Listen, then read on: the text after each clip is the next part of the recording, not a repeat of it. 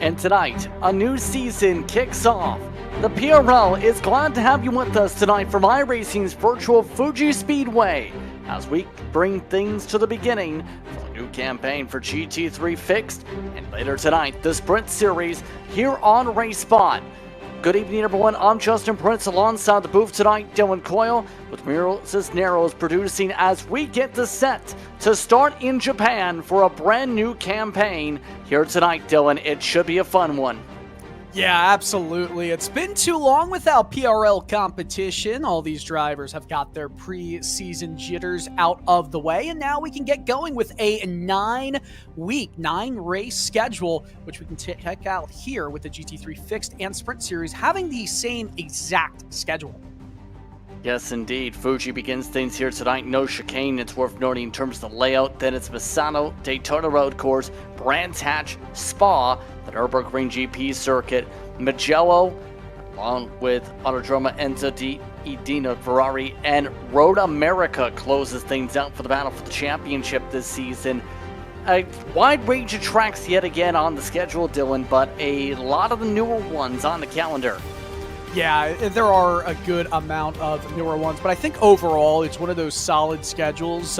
We were spoiled last year with all the circuits we visited in the GT3 series last year. This one, it's a bit different, right? We don't usually see all of these all together. I'm particularly excited for the Daytona Road Course just to see how these drivers fare in kind of almost an arena style road course on the Super Speedway as well. And of course, we were at the Nordschleife at the end of last year. How about we go to the Grand Prix circuit at the Nürburgring in the middle of the season? But all together, some fantastic world-renowned circuits, ending with Road America. That's going to be awesome. It's going to be a fun finale, to say the least. But tonight's coverage is brought to you in part by Advanced Sim Racing. Owned and operated by passionate sim racers, Advanced Sim Racing designs and builds the sturdiest and most durable alone and profile racing simulation cockpits available on the market today. All Bureau members also get a 5% discount on ASR products using the Precision 5 coupon code. Tonight also brought to you by Racebox, which offers mid and high-end button boxes for sim racing enthusiasts, for the casual gamer up to the most meticulous sim racing driver. Competitively priced and carefully handcrafted, our button boxes are an enjoyable addition to any sim racing setup. Visit Racebox Sim Racing to get a 5% discount.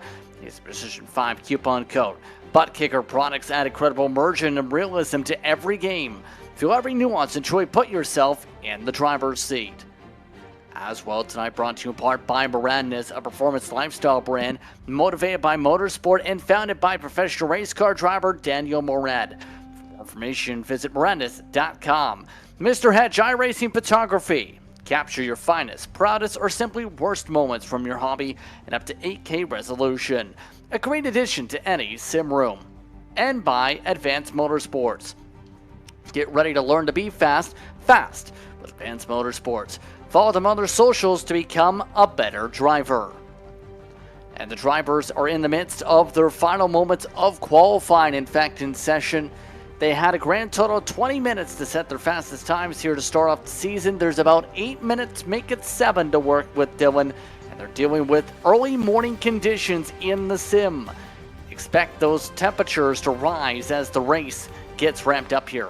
Yeah, it's definitely going to get hotter. It's going to get a little slicker out there, which can lead to some over-pushing into the corners. And there are a lot of heavier braking zones here at Fuji. It's one of those tracks where it's easy to get into a good rhythm because it is very flowy until you have to worry about all the parts at the end of the lap. Particularly, I'm excited about the circuit. We're at the layout without the chicane because I feel like that does disrupt the flow just a little bit. Dunlop Corner, turn 10, is going to be a lot of fun to see these drivers kind of take at a higher pace than if they had to cut inside turn 11 and go for that chicane.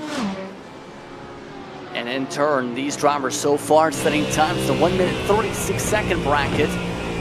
Jim Police top of the board, but one of the SRT Blue Machines, Caleb Lehman, he's having a bit of fun because one of the main things noticed when amidst the final practice session is he put googly eyes on multiple different things. He put them on his VR headset.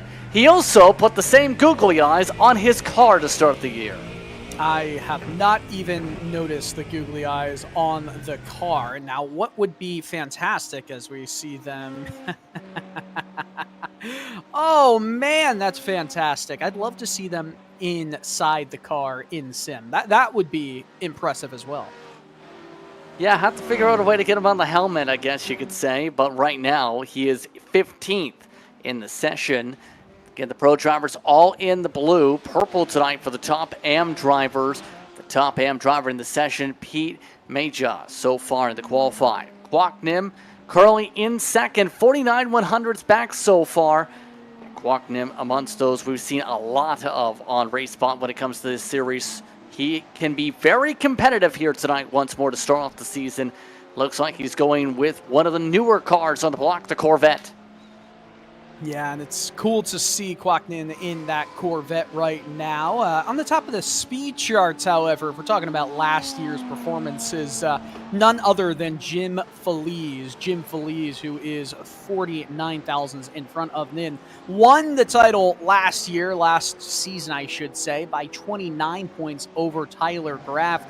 He's still in that Porsche 911, so we'll see how the balance of performance amongst all these cars are. So far, within the top 10, there does seem to be more variety of the race cars of the different manufacturers. And with obviously a Porsche, the Chevrolet, the Corvette's got a few of them in the top 10 right now. There's a Ferrari as well. So good to see.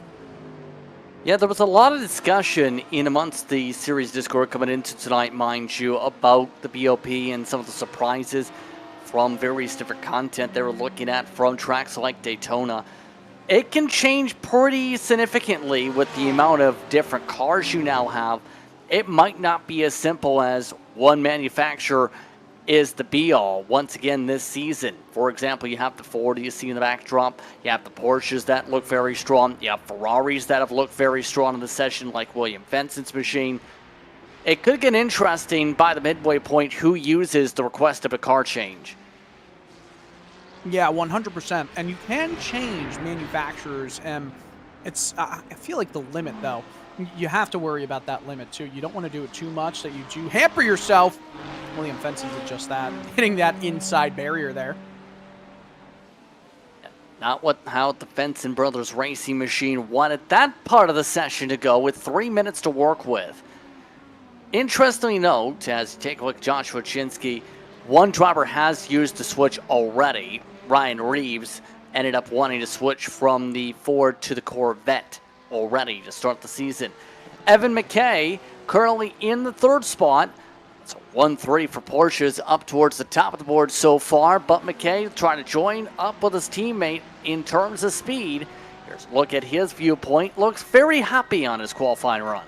Yeah, he seems very solid right now, starting in P3 provisionally. Still 2/10 off the Jim Flea's 1:36 flat time that was set just a little bit ago. But McKay on lap 9, or I should say lap 10 of his run, has completed 9 laps so far. But his separation between he and Kwok Nin, let's see what he can do here in that Porsche. And by the way, again, on the topic of changing cars, you can do it once per season, but it does result in a 20-point championship deduction. So is it always worth it? I would say most likely not. Yeah, it really depends on if you've really missed the BOP, to say the very least. But McKay, we'll see where the time falls here. 1:36 flat is the pole time currently. Where does he stand? A 1:36.6. That's not enough to be able to bump up his time, but let alone bump up to the pole. He's got one more lap likely if he chooses to get up the board. Jared Keene taking a look at his machine. He is amongst those looking like they may also get one lap if they so choose in the SRT yellow machine. And one of the main things to talk about for a race like this tonight, there was a lot of talk about giving space and giving respect to the racing line and to drivers tonight. There were 2 metaphors utilized in the meeting. To race like you plan to have a drink with someone after the race, and the other, race like they'll meet you with a baseball bat afterwards if something goes wrong. I don't know. One side of my brain really likes the latter. of the two metaphors that were used. You don't want to make anyone too mad, especially at the beginning of the year, right? You don't know what's at stake yet. So if you want to make someone mad, try to do it at the end of the season when you're going for something that really, really matters. Because you don't want that black cloud hanging over your head the entire time.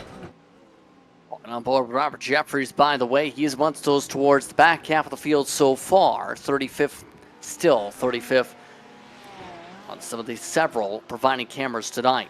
Sully Sayad, we've seen some good speed from him in the past. Going to be potentially his final lap here with 11 seconds left on the clock. Checker flag about to come out for the session. Sayad right now 3/10 back of the pole time. 79 machine trying to work in a drafting train. He is currently in projection to move up in time based on the current run here by a couple tenths maybe. We'll see where it falls. Chinsky has just put his car in the top 10 to close out the run. So all the top 10 of the pro side. Sayad working his way to the checker flag this time by with the rest of the drivers here, Dylan. What's really impressive is that right now the top 27 all separated within 1 second of each other. This racetrack is just under 3 miles long, around 4.5 kilometers, so it is impressive that these drivers are able to keep pace as much as they have been as they continue to chase Jim Felice's 136 flag. Keeping an eye on some of the average paces is Rob Osborne. Still working his way around in the 6th spot. There's that little spot where the chicane normally would be here tonight. There's been a lot of warnings about being careful for that run to turn 16, by the way. As a result of potential contact here this evening, keep an eye if they follow that advice. Osborne currently projected to go up by at least maybe a few tenths here. If the pace holds, we'll see where this puts the 7. Yeah, we'll have to exactly see. Osborne did not have the start to the season last time out that he wanted. Will he get off to a flying start here in qualifying? Already P7 and decides to take it down pit lane. So elects to peel it down. So that seems to be the case for most of the drivers now with the session coming to a close here.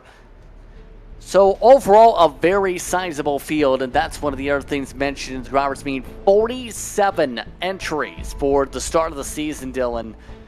You're going to have a lot of friends on the racetrack, or frenemies for him tonight.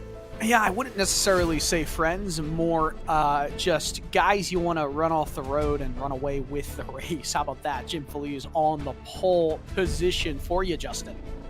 Bucknan will start alongside, then it's McKay and Luke Wallace in the top 4. Keane and Sayad hold on to the top 6 starting spots. Sayad for Michigan GT3 Racing. Second page for tonight's festivities. We'll see where Israel Osborne ended up falling on the pylon. We'll see that flip over in the next moment or so for the page. Joshua Chinsky, William Benson, along with Andrew Trickett, your top 10. Your top AM driver tonight, Pete Major. Starting off at 11, Tyler Graff will start in the 12th spot, half a second off the pole. Felix Felice starts 13th, Ryan Miller 14th. Then it's Lehman and Thurman side by side, 15th and 16th. Jared DePoy will start alongside Mark Elliott, one of the other Michigan GT3 racers. SGE Esports driver Waldo Walden, second in terms of the AM drivers. Vincent General will start alongside in 20th. Joey Costello and Andrew Vanello will start 22nd. Nick Bruno for Trash Panda Racing alongside Andre Benatti, who will start deep in the field 24th. Buck Hamilton, Colin McKenzie, the top 26. Then it's Big Fast Racing's Nathan Jennings, as well as Dan Elgin, start 28th. David Morris and Dale Peterson rounds out the top 30. Ryan Chandler in Cabana, followed by Joseph Carnes and Brent Poncari way deep in the field tonight. Robert Jeffries, we kept an eye on him in qualifying, starts 35th. David Bush III, Lunatic Racing in 36th. Regan Chandler for E3 Motorsports in 37th.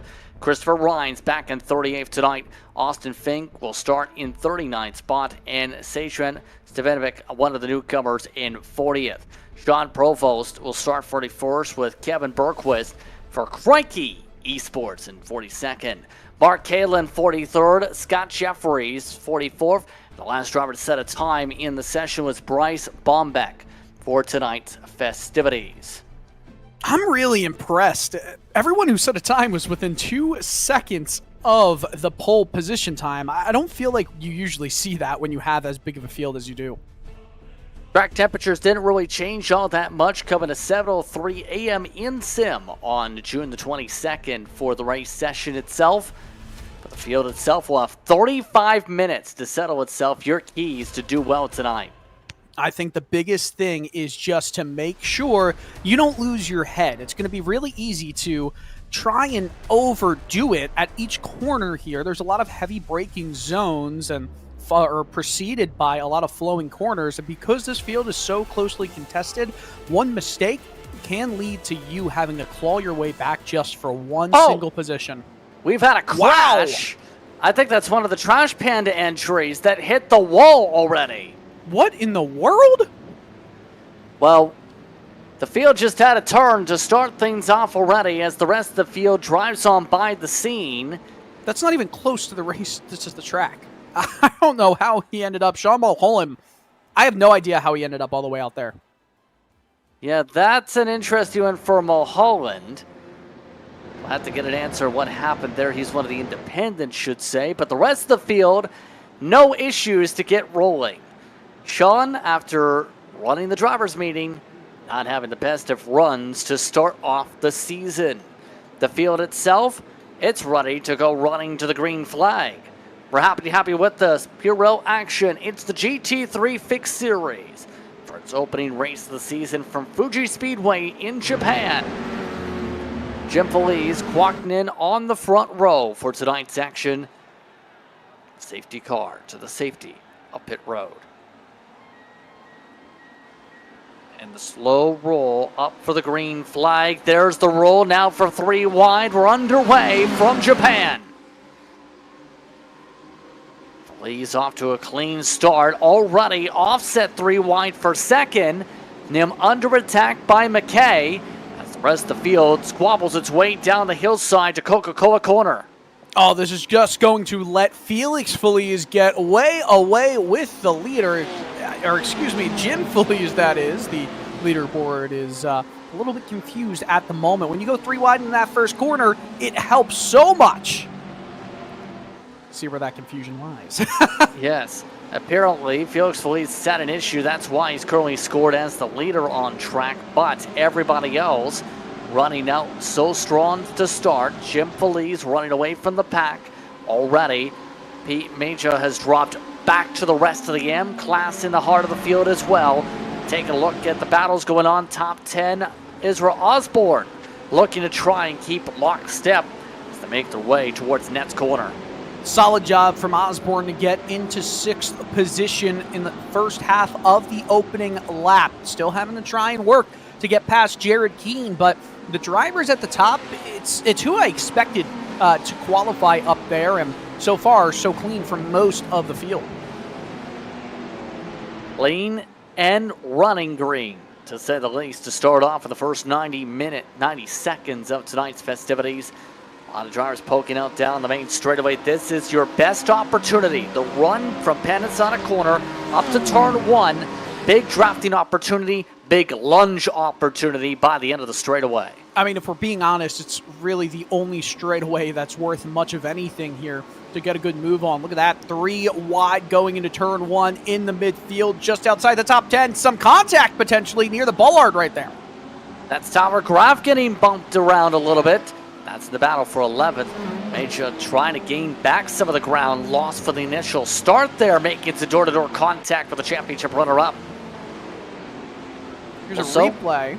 Buck Hamilton getting a little bit squirrely right there. I believe that is in the, I want to say it's in one of the final corners of this lap. I think going into turn 13. Here's another replay. Mark Kalim just carrying too much speed going into one of these right-hand bends, and that's just what happens when you go over the limit of what the tires can do. How about this? Ryan Chandler. Oh, you can't make a move there. That's a bit naughty. Boom. A bit of a squeeze, and in turn, a bit of contact. That's through Coca-Cola corner. One of several incidents already this race of the replay machine. But already, Quacknim has been passed by Luke Wallace. Second lap of tonight's festivities. already looking like some of the SRT entries, whether it's blue or yellow, looking to try and find a way to keep up, if not pass their way for ground, like Jared Keane. Right now, Porsche leads with 2 Corvettes rounding out the podium positions. Porsche also has 4th and 5th. I mean, right now, it's mostly Corvettes and Porsches in the top 10. You got a Ferrari with William Fenton in P8. But how about that? Caleb Lehman in that Ford Mustang GT3 in the top 10. Yeah, already. Showing some of the new cars on the block, getting some cuts through. Fenton currently lined up behind Sian up the 1 spot. Lehman up the 5, as you mentioned. Minus 18, one of the biggest droppers for Buck Hamilton. Minus 32 for Feliz, the other of the Felizes in the field tonight. So, now we are in the flow of things. So now what's the plan? Because remember, still have to think about the fuel strategy bit in this series.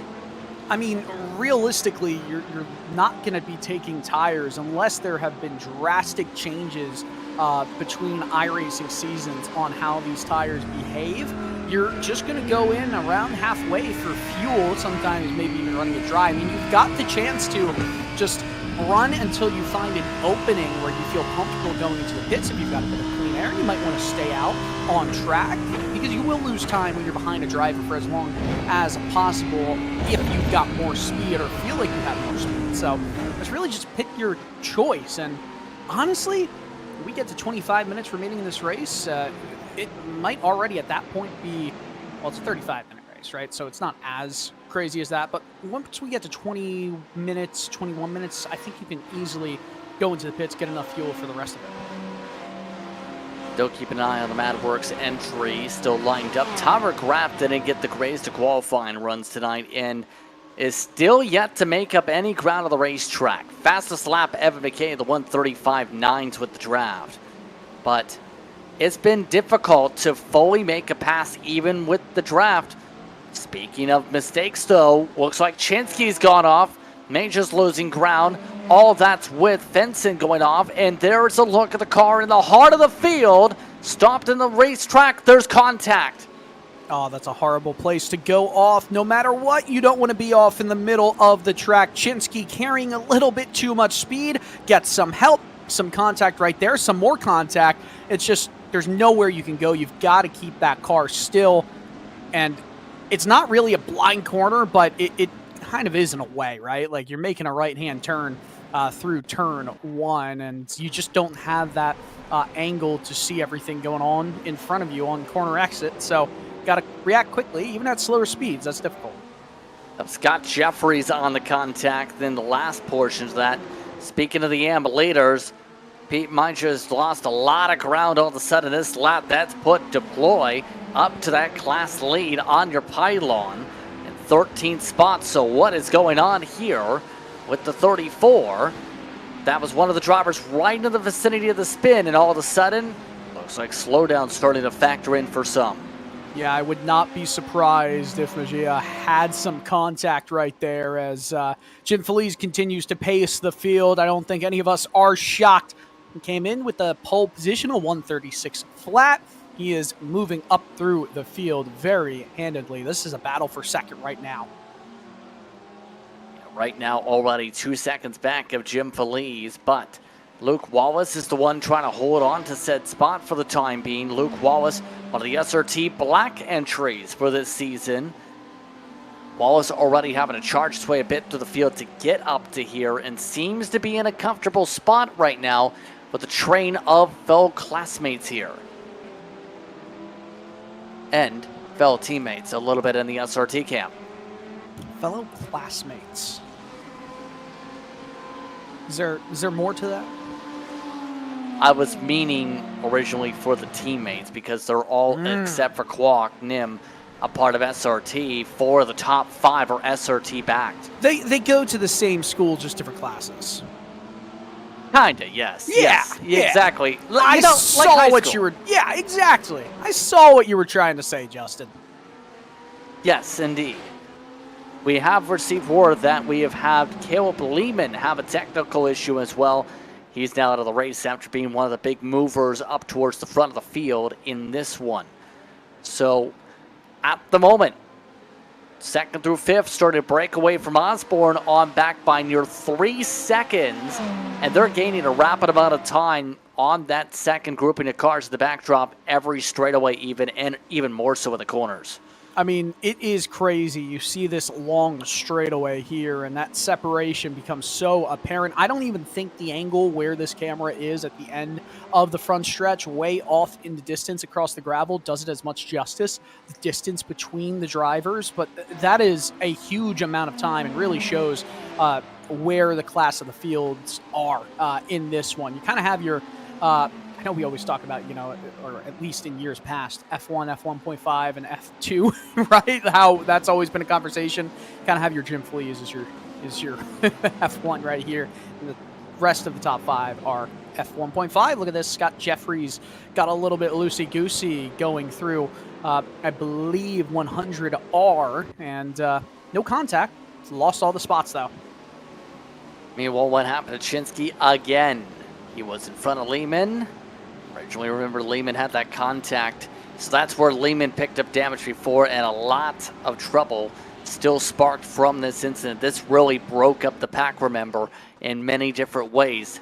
How has that broken up the pack? Well, that spin was right about just behind Osborne. They've really splintered from that spot by 4 seconds in some cases compared to where the slide was about 3 minutes ago. So I'm not sure if we brought it up already, Justin, but unfortunately there is no more Ford Mustang GT3 in the top 10. You know why? Yes. Caleb Lehman. Yes. Disconnect. Just mention that in terms of that. We did hear it was connection issue, as we mentioned. Unfortunately, the googly eyes just did not stay to the racetrack. No, they did not, and sometimes my googly ears don't do the same thing when I'm listening to you, Jay Prince. Well, I love you all, Wes. Still, though, these 4 are slowly creeping up to Jim Feliz. Meanwhile, what's going on back here? Ryan Miller for 10th, trying to hold off Trinket. Yeah, Brett Thurman. Deploy is currently the class leader in the back. Oh, a bit of contact back there. Yeah, that's a little bit of getting your elbows out, argy-bargy. They're going to be side by side here, and for now, it looks like the car on the outside might have the advantage here. If you can keep it to the outside and keep in line, then you have a bit of an advantage going through the inside here, but that is not what we saw for Jared Deploy. Did not want to get involved with Brett Thurman, and that opens the door up for maybe Waldo Walden to take over the M-Class lead.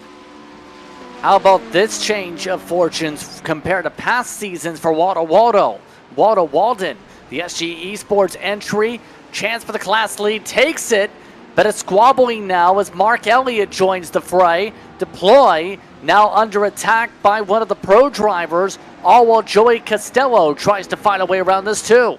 Yeah, Joey Costello is in the AM class, and he has an opportunity to get into a class leading position here as we continue to follow along with Jared Deploy.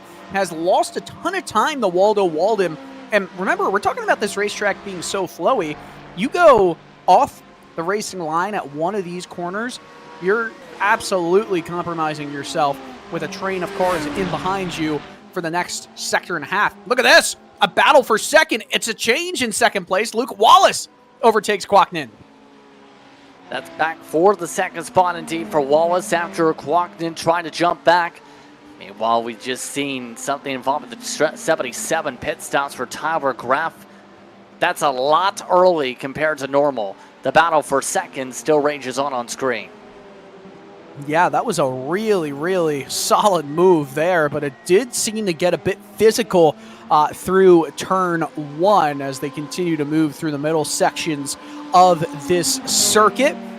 Gosh, I just love how this track flows, man. I know I've talked about it so much. That is the Dunlop corner where they would potentially go into that chicane, but obviously they're not at this section.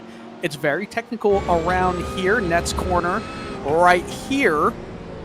Kind of have to trail brake your entire way to the left. And the elevation change at the circuit, I know it might not always be seen as well. I feel like elevation changes at racetracks, you have to see in person to really believe. That's unfortunate for Osborne. No! That's a huge mistake, and that's going to be points dropped already. That's his drop week right there. is for Osborne, one of the independents. We'll see, get a chance to see what happened. Been running fine on his own, leader of that second grouping of cars. And this is with Sayad providing pressure behind. Then it's right about here.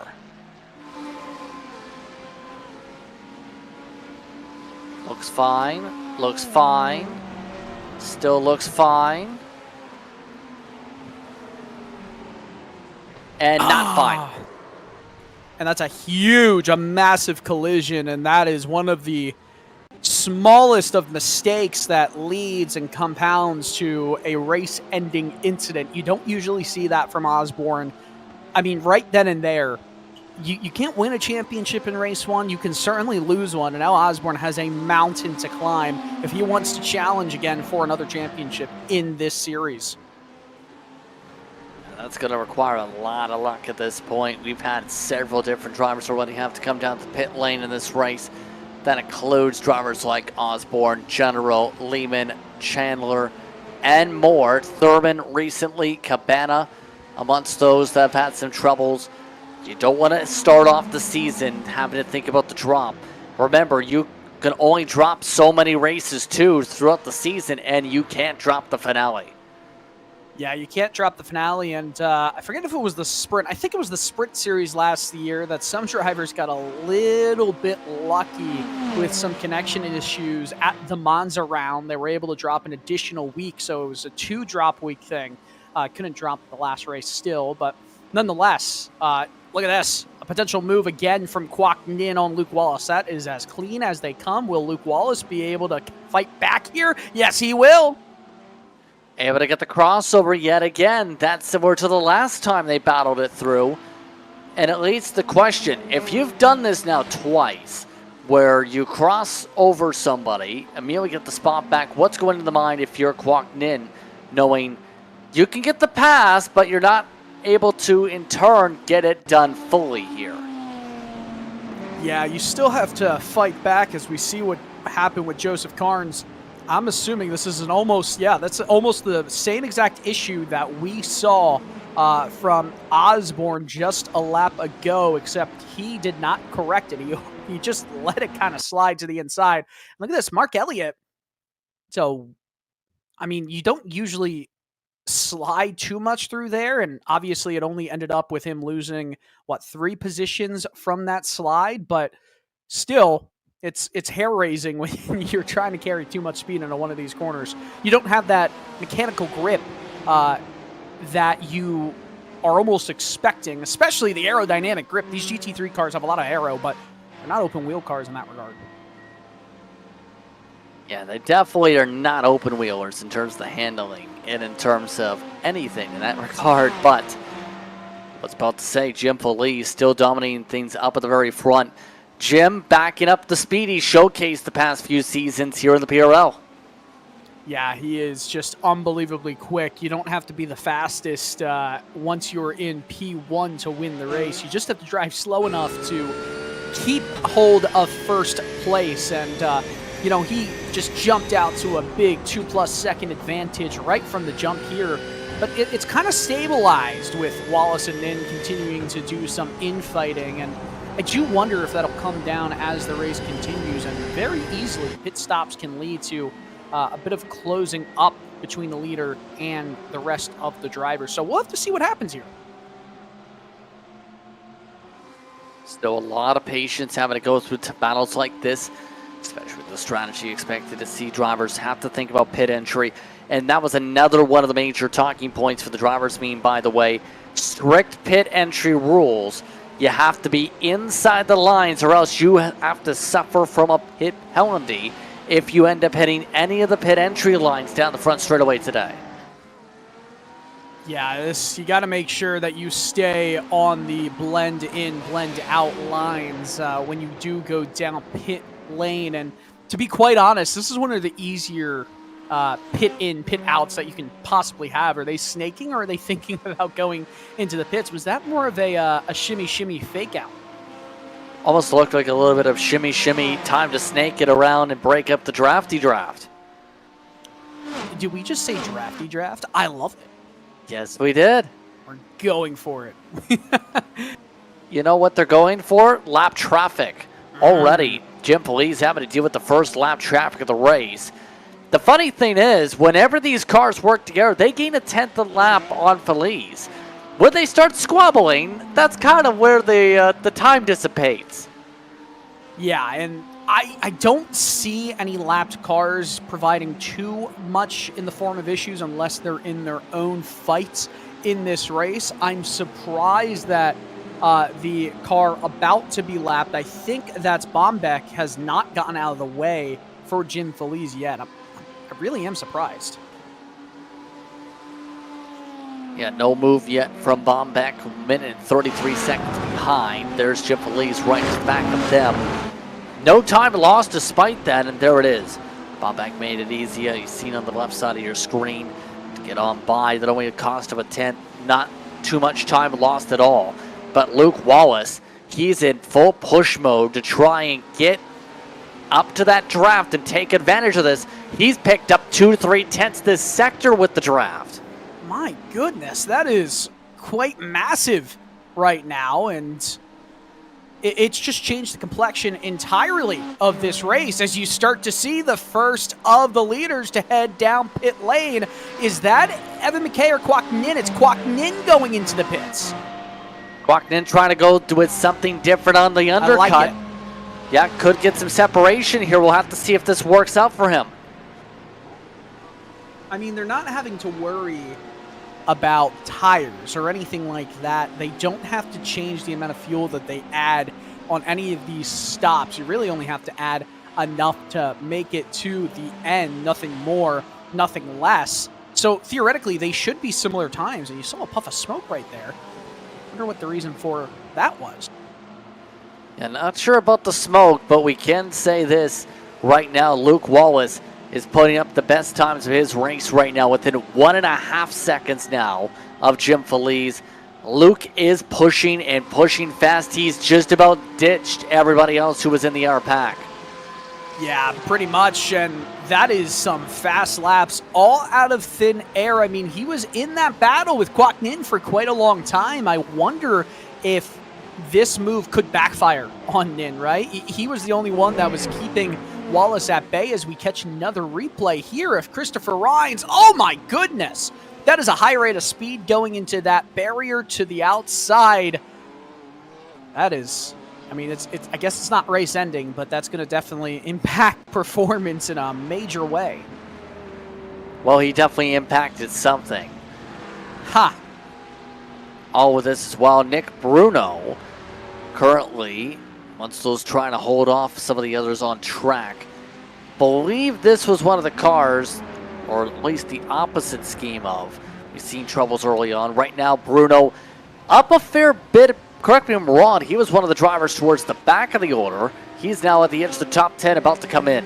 Yeah, has done a very, very solid job moving his way up through the order, and Bruno is now going to take it down pit lane, get a splash of fuel to make it to the end of this race. As a bit of a point to note, 9.3 seconds is how much time that Kwok Nin was stationary, 39.7 seconds total in and out time. So you're looking at around 30 seconds of driving through pit lane and another 10 or so seconds getting fuel. At least that's what we're seeing the averages are throughout most of the field.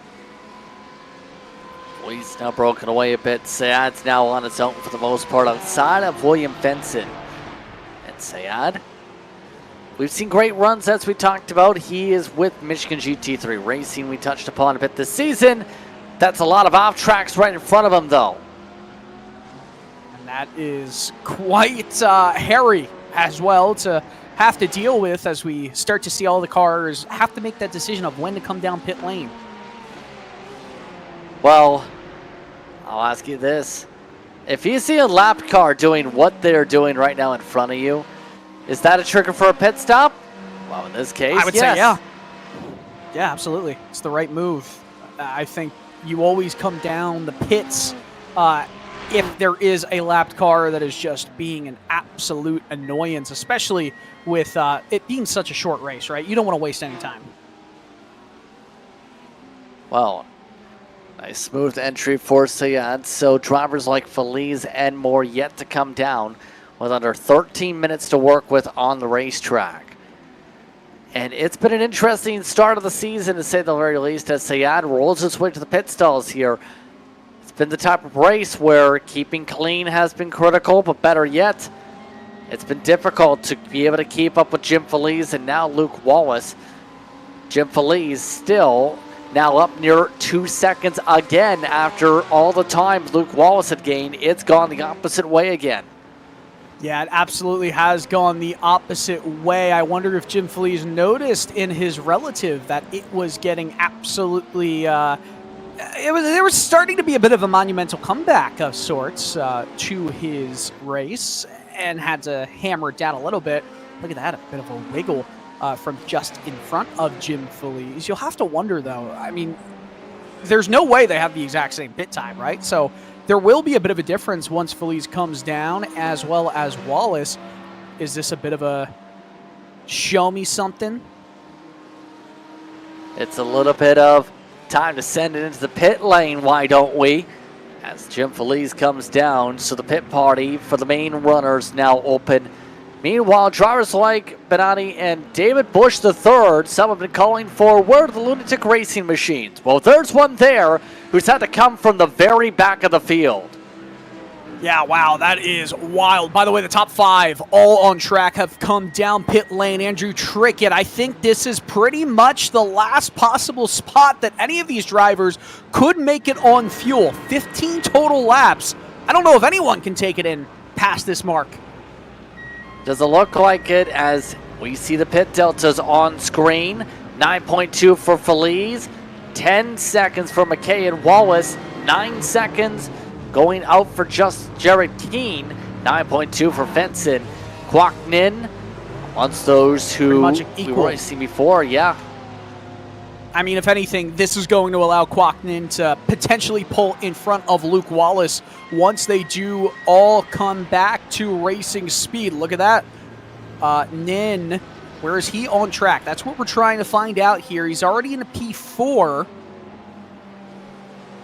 As a reference, Wallace was a 10.4, but he did push. And Kwok Nin was, well, I think the timing reset, but it was a 9.3, I believe. Well, it put it directly right behind David Bush III. I think is yet to pit regardless, so this is going to shuffle him back a little bit here. But Kwok Nin did not gain anything. In fact, they stayed about line astern. You know who did gain out of that? Tyler Graff, who gained 3 spots from the pit strategy. Smart for Tyler Graff. I mean, listen, the driver who did come in second in last year's championship, he's looking to one up where he could be. Jim Feliz is just the class of the field, right? Yeah, he has been the class, absolutely.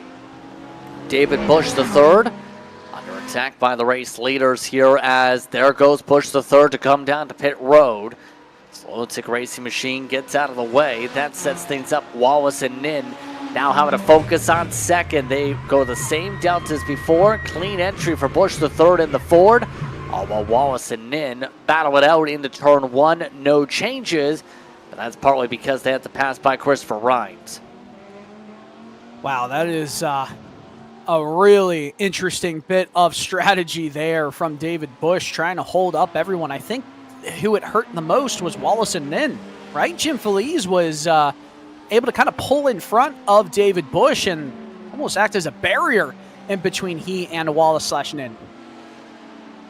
Yeah, and since then, though, regardless. Oh, Nin away loose out in his Corvette, nearly got a spin around.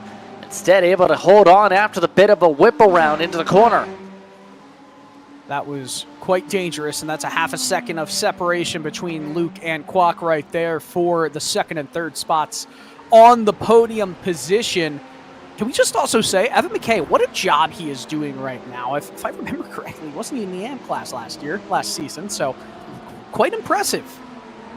Very impressive in the SRT Blue Machine right from the get-go. A top 5 contender here. He's been holding firm up at the front with his teammates. Right now, trying to keep ahead of Jared Keane, in fact, for those positions. By the way, the AM class, how things are shuffling, you're a second lead for Walter Walden over Jared Deploy. Joey Costello still in the top 3. Pete, mind you, who started off looking strong in that class, all the way back 11 seconds from Walter Walden on track. Yeah, really solid job from the AM class here, because we have seen Waldo Walden, Jared Deploy, and Joey Costello racing just outside the top 10 for the majority of this race, and they've kept it very close to each other, especially with some close racing in that battle, and quite enjoyable to see a good interclass competition. Hold on 1 second. Something just happened to Walter Walden on your timing screens. We're still keeping on in the battle for second, but the AM lead has just dissipated because of some issue that's seen. Another pit stop needed from Walden. So here's the question. Are the incident points going to start to become a factor now in this race? Remember, this series, you have to be careful on those. 13 points is a drive-through. Yeah, that is quite close, and it's easy to put your tires off track as Cabana lost it. Oh no, this is big. Crikey. Oh, crikey, mate, indeed. Loses the front bumper for his good efforts from that slide. What else happened here? Well, they go back up to the race leaders for now at least, but with 5 minutes to go, Deploy is now the AM leader, and Kwoknin still is the closest chance to try and jump up to second in front of Wallace. These two have been going back and forth, off and on, for the past 20 minutes here on the racetrack. Yeah, these two have been as close as you can get. Feliz, that pace maybe has slowed down by half a tenth over the last couple laps. I just don't see these two coming back to fight against, even as Wallace has brought it under 2 seconds. Is there still something in the air there for first? I think it's close, but it's still Jim Feliz's race to lose, you'd think. Right now, his teammates grouping together from SRT Blue and Yellow, for example, fourth, but Feliz has been able to pull away, been able to control the pace, been able to dictate the pace since the drop of the green flag tonight over the course of these 30-plus minutes. Look at this, McKay and Keene, they are fighting like crazy right now, both in Porsches. Porsche, Corvette, Corvette, Porsche, Porsche is your top 5. It's very even between McKay and Keene. These Porsches and Corvettes might be some of your best cars for this class this season with how things are really shaking out in fixed side. Speaking of the Corvettes, Luke Wallace right now trying to hold back Nim. You see some of the time delta differences. Nim a little bit quicker the past couple sectors, in fact. Not sure what Sector 3 means there, but we can say this. Kwok Nin still close enough to where they're starting to snake a bit. Yeah, I think we're going to continue to see some of the snaking happen in the final couple laps of this race. Realistically, there are 3 laps to go here. They estimated about 22 laps on the pylon. Big blocking for McKay and Keene in the backdrop, by the way. McKay holds serve there. No serve yet for Nim to be able to work his way back to the second spot in this race. Also shout-outs to Trinket, who's moved up several spots this race. As well, Nathan Jennings, currently on the podium in AM, is 15th overall amongst those our conversations. There's a look 4th and 5th again. And what do you do defensively to make sure you hold on here? Even if it's a teammate, what do you do to make sure you hold on to the spot? I mean, realistically, you just show off your racecraft here, right? You don't need to get very physical here unless you just push it to the absolute limit. They still are racers. They still want to win this championship individually. In addition to winning a team's championship, nonetheless, they want to prove that they're the best in their team. Look at this. Wallace and Nin just going at it right now for the second step of the podium, continuing to close down a bit on Jim Feliz, and man, you almost wonder if they decided to help each other out in this race instead of just trying to go at it like cats and dogs, if they would have had a shot here to take him on. There still are 2 laps to go in this race, so maybe we'll see something. Then again, a lot of time on Feliz, though, to make something work and work quickly. 2 minutes to work with this time around. Estimated 2 laps to work with up on the board as well. Jim Feliz has been dominant. Now Luke Wallace having to go defensive. Kwok Nim goes aggressive all the way under the blue cone line. And yet again, Wallace crosses him up. This time to touch. I mean, Justin, I don't know if you agree with me here, as they're going to go side by side in a very difficult corner to go side by side in. How about that beautiful crossover right there? Luke Wallace is going to try and take Kwok Nin on the outside. If they can stay side by side, we might see the advantage go to the car on the left. Well, the hairpin this time, Luke Wallace preferred groove. Nin trying to squeeze. Now having to use the outside run for 300R this time.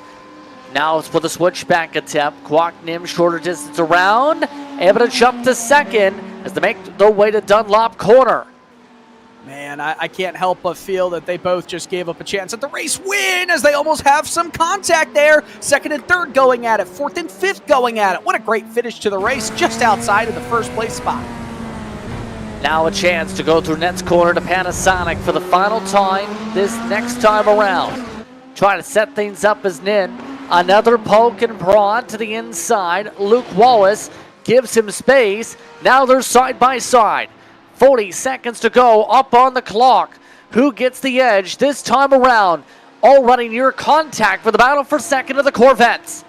Oh man, 1 lap to go in this one. Wallace, Nin, who is going to win out here? They are both as close as you can possibly be. And look at the train in behind for fourth. These 4 drivers for just 2 specific spots. They want them all. Squeeze once again from Wallace. There's already been 1 bit of contact here between them. Not this time. Kwok Nin had the preferred groove, held the groove. Now Wallace looking for a set up again for the second step of the podium. Can't get the crossover this time through Coca-Cola. 130R, it's blinky blinky time. Just trying to distract him as much as possible. I don't know if that's necessarily the most sporting move, but hey, it's the last lap of the race. Who cares?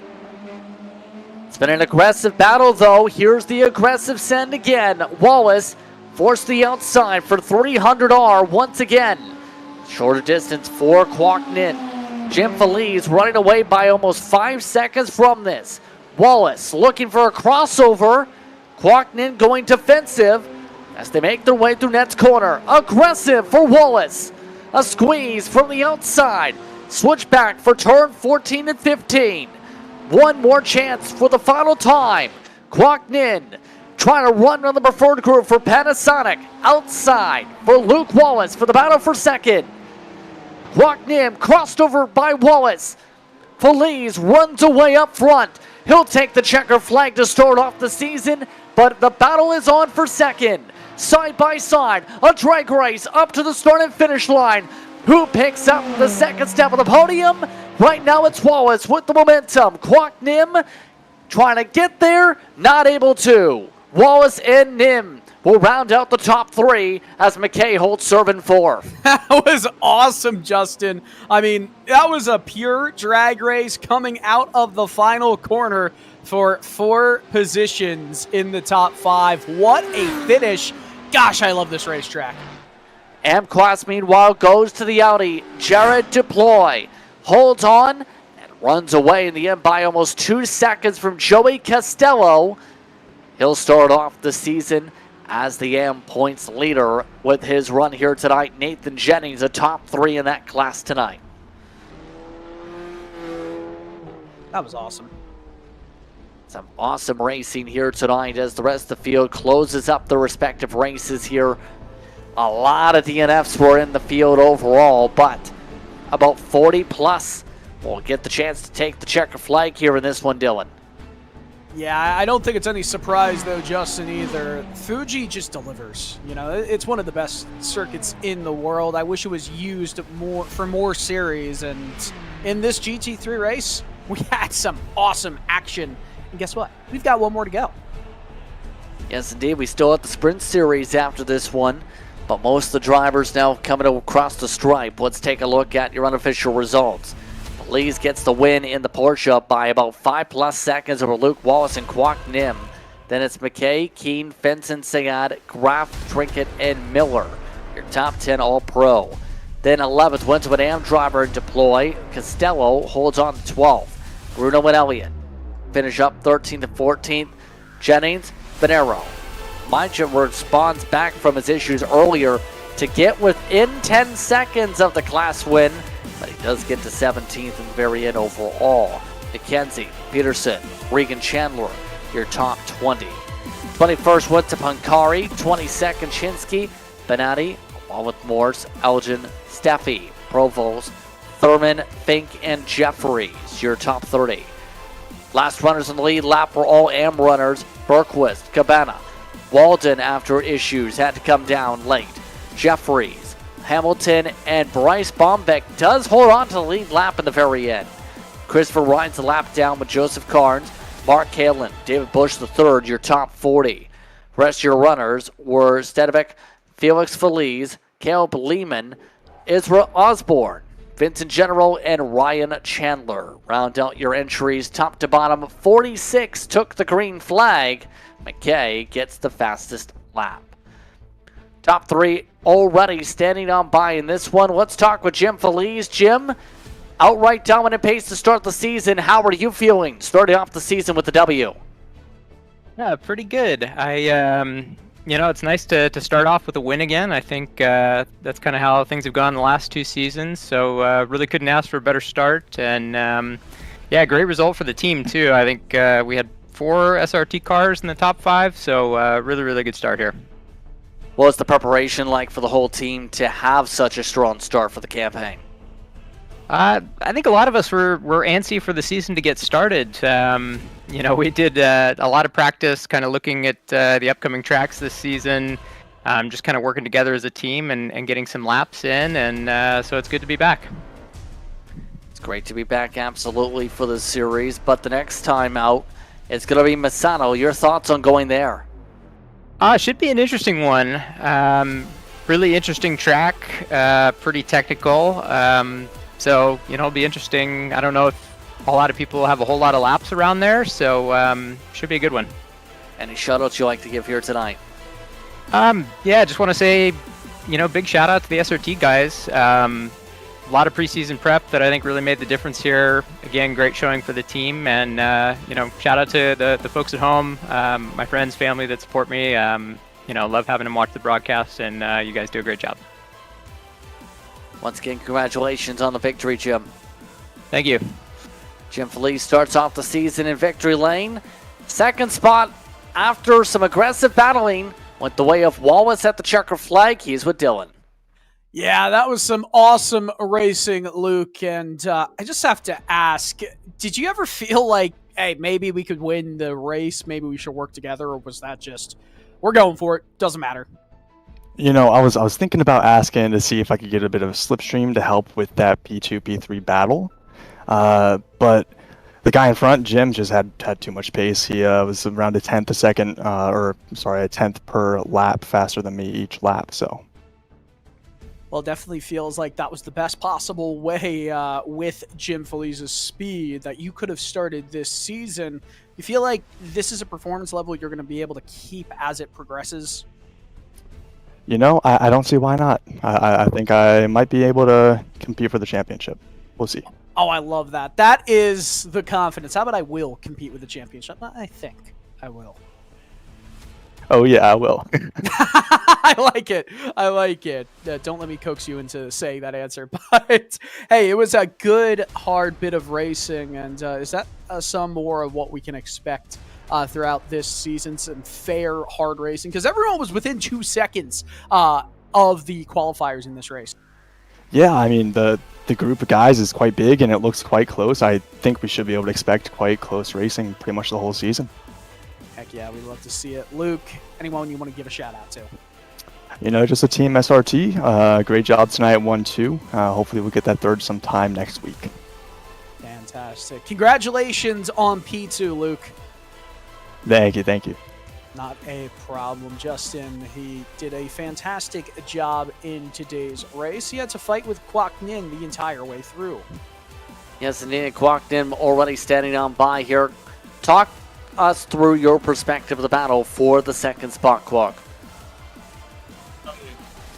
It was very thrilling and very fun. I'm glad we were able to both keep it clean.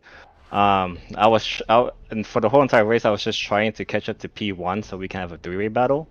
But I mean that didn't work out, so um, I just stuck it out with Luke Wallace and tried to battle for a second. I believe I may have, or it may have looked like I blocked him on the second to last lap.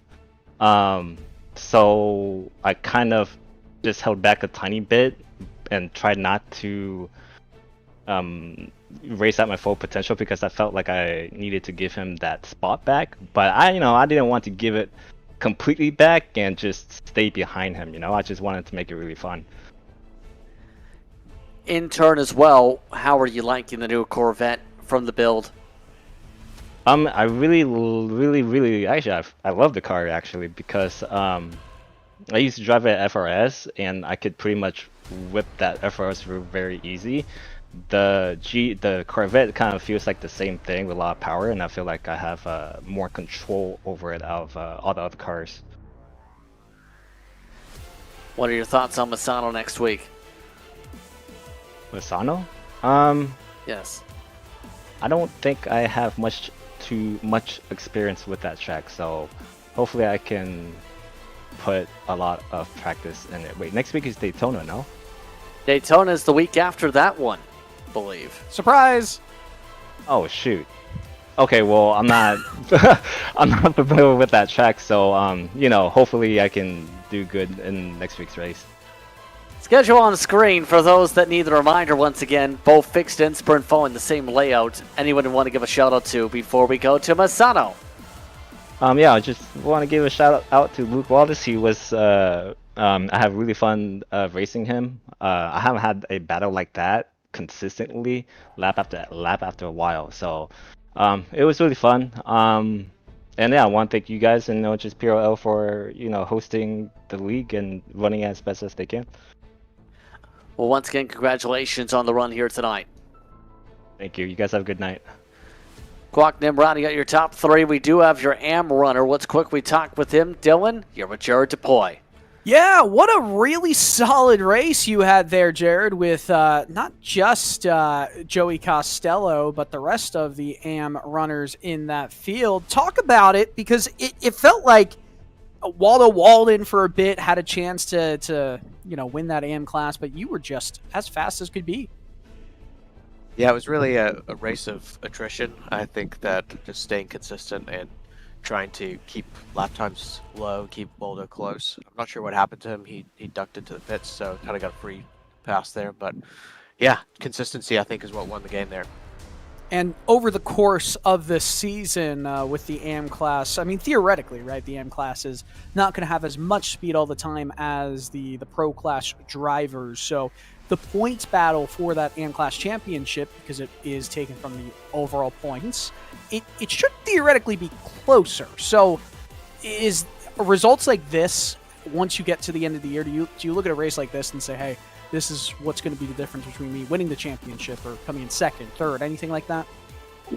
Yeah, I mean, I absolutely think trying to get the best result every week is important here. I think that I've got a really strong team help me get faster. A lot of the pro league there, and I think if I can run with them, I think I have a chance at a championship here. Well, Jared, gotta know, if you do feel like you have a chance for the championship, who do you think are going to be your main competitors? Oh man, the field is stacked and a lot of new drivers here. I mean, I definitely did not feel like the fastest amateur driver today. Just the luckiest or the most consistent. So I think it's a wide open championship. A little too early to tell. All right, Jared. Anyone you want to give a shout out to? Just my teammates at SRT. I appreciate all the help and the constant practice. Definitely helping me get faster. Awesome. Congratulations on the AM class win once again. Appreciate it. Not a problem. Jared Deploy doing such a good job in this race, and that's all the interviews in the GT3 Fix Series. Up next, Justin Prince, some GT3 Sprint Series action. Yes, indeed, and that will take place here at the same facility Welcome back, everyone, to Fuji. It's time for the second half of the card, GT3 Sprint Series, where we open up the setups and in turn add a little bit extra time on the clock to see which teams battle up to the top in GT3 Sprint. We've already seen some exciting action in the fixed sort of cards. Now we'll see what drivers are able to do with the setup differences, Dylan. How are you feeling about the sprint side this season? I mean, hey, the sprint side was pretty solid last year. We, of course, had... I don't think it was a surprise at all to see Garibaldi be the champion at the end of that season, but there was some really solid competition in the form of Boris Avondo, Kevin Cantonio, Martin Crisp. In this one, I don't know. I mean, things change very quickly from season to season, and if you get off to a good start, that's going to lead to some solid runs as the season progresses. Last season we had 2 drop weeks. That's not going to be the case in this season's events unless, technical difficulties do arise. But nonetheless, we're starting at sunset here. Track conditions are going to be different, not too different, or I should say sunrise. Goodness me, we're even earlier. Was I not? You were thinking it was sunset too, right? Well, it was sunrise for the last race. So it would work if it was sunset in the next race. Gotcha, but you see where my brain... Listen, I know it's 6:30 in the morning, but wow, we are really starting out. These drivers had to get up very early for this race. Well, it's partly quality skies. It's also a little bit hotter conditions compared to what we've seen on the fixed side of the card. So we'll see how the drivers in turn play things out. Still cool regardless, with it being the early morning in session here in Japan. So drivers in the midst of qualifying for the next few minutes or so in this one.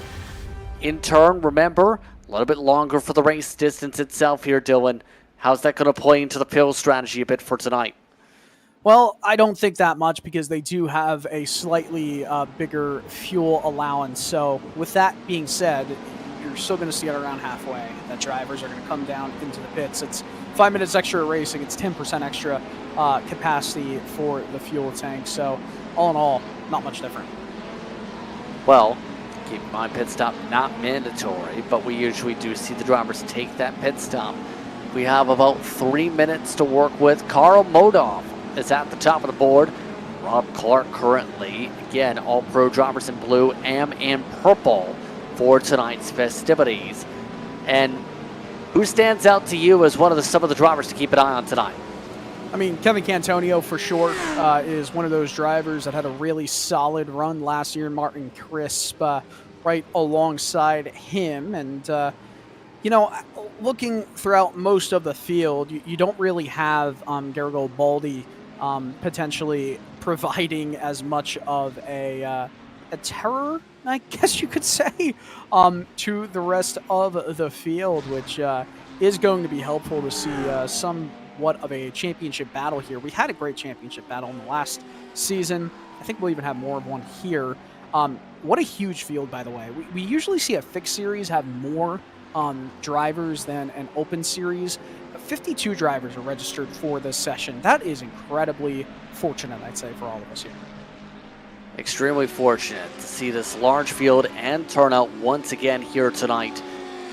And you have a lot of different teams coming out. You have Sopec Precision Racing, Dominic Olivier currently amongst the top drivers there so far. You have Delta Sport bringing several entries for this season, including champions in the past like Modov and Wagner. You throw into the mix a lot of the new teams like Heartland Autosport looking to showcase things. Others like Fiercely Forward bringing drivers back for tonight. You've got a very diverse field of different teams and entries. We'll see how things play out tonight with under 2 minutes to go in qualifying. We'll take a look at some of the cameras, such as Kyle Robertson. He's got a very dark room right now from 35th and Am. Yeah, that is extremely dark. So all the light is from the piercing sunlight rising over the horizon here at Fuji in Japan with just under a minute and a half left. Oh, man, going over the turtle and keeping his foot in the throttle. How about that for Kyle Robertson? Yeah, that was a little bit of a tough entry run. That was very risky, to say the very least, for the time and for the car. You ever seen something like that before? while on board? Not too often. Oh, he hit the wall too for the pit entry.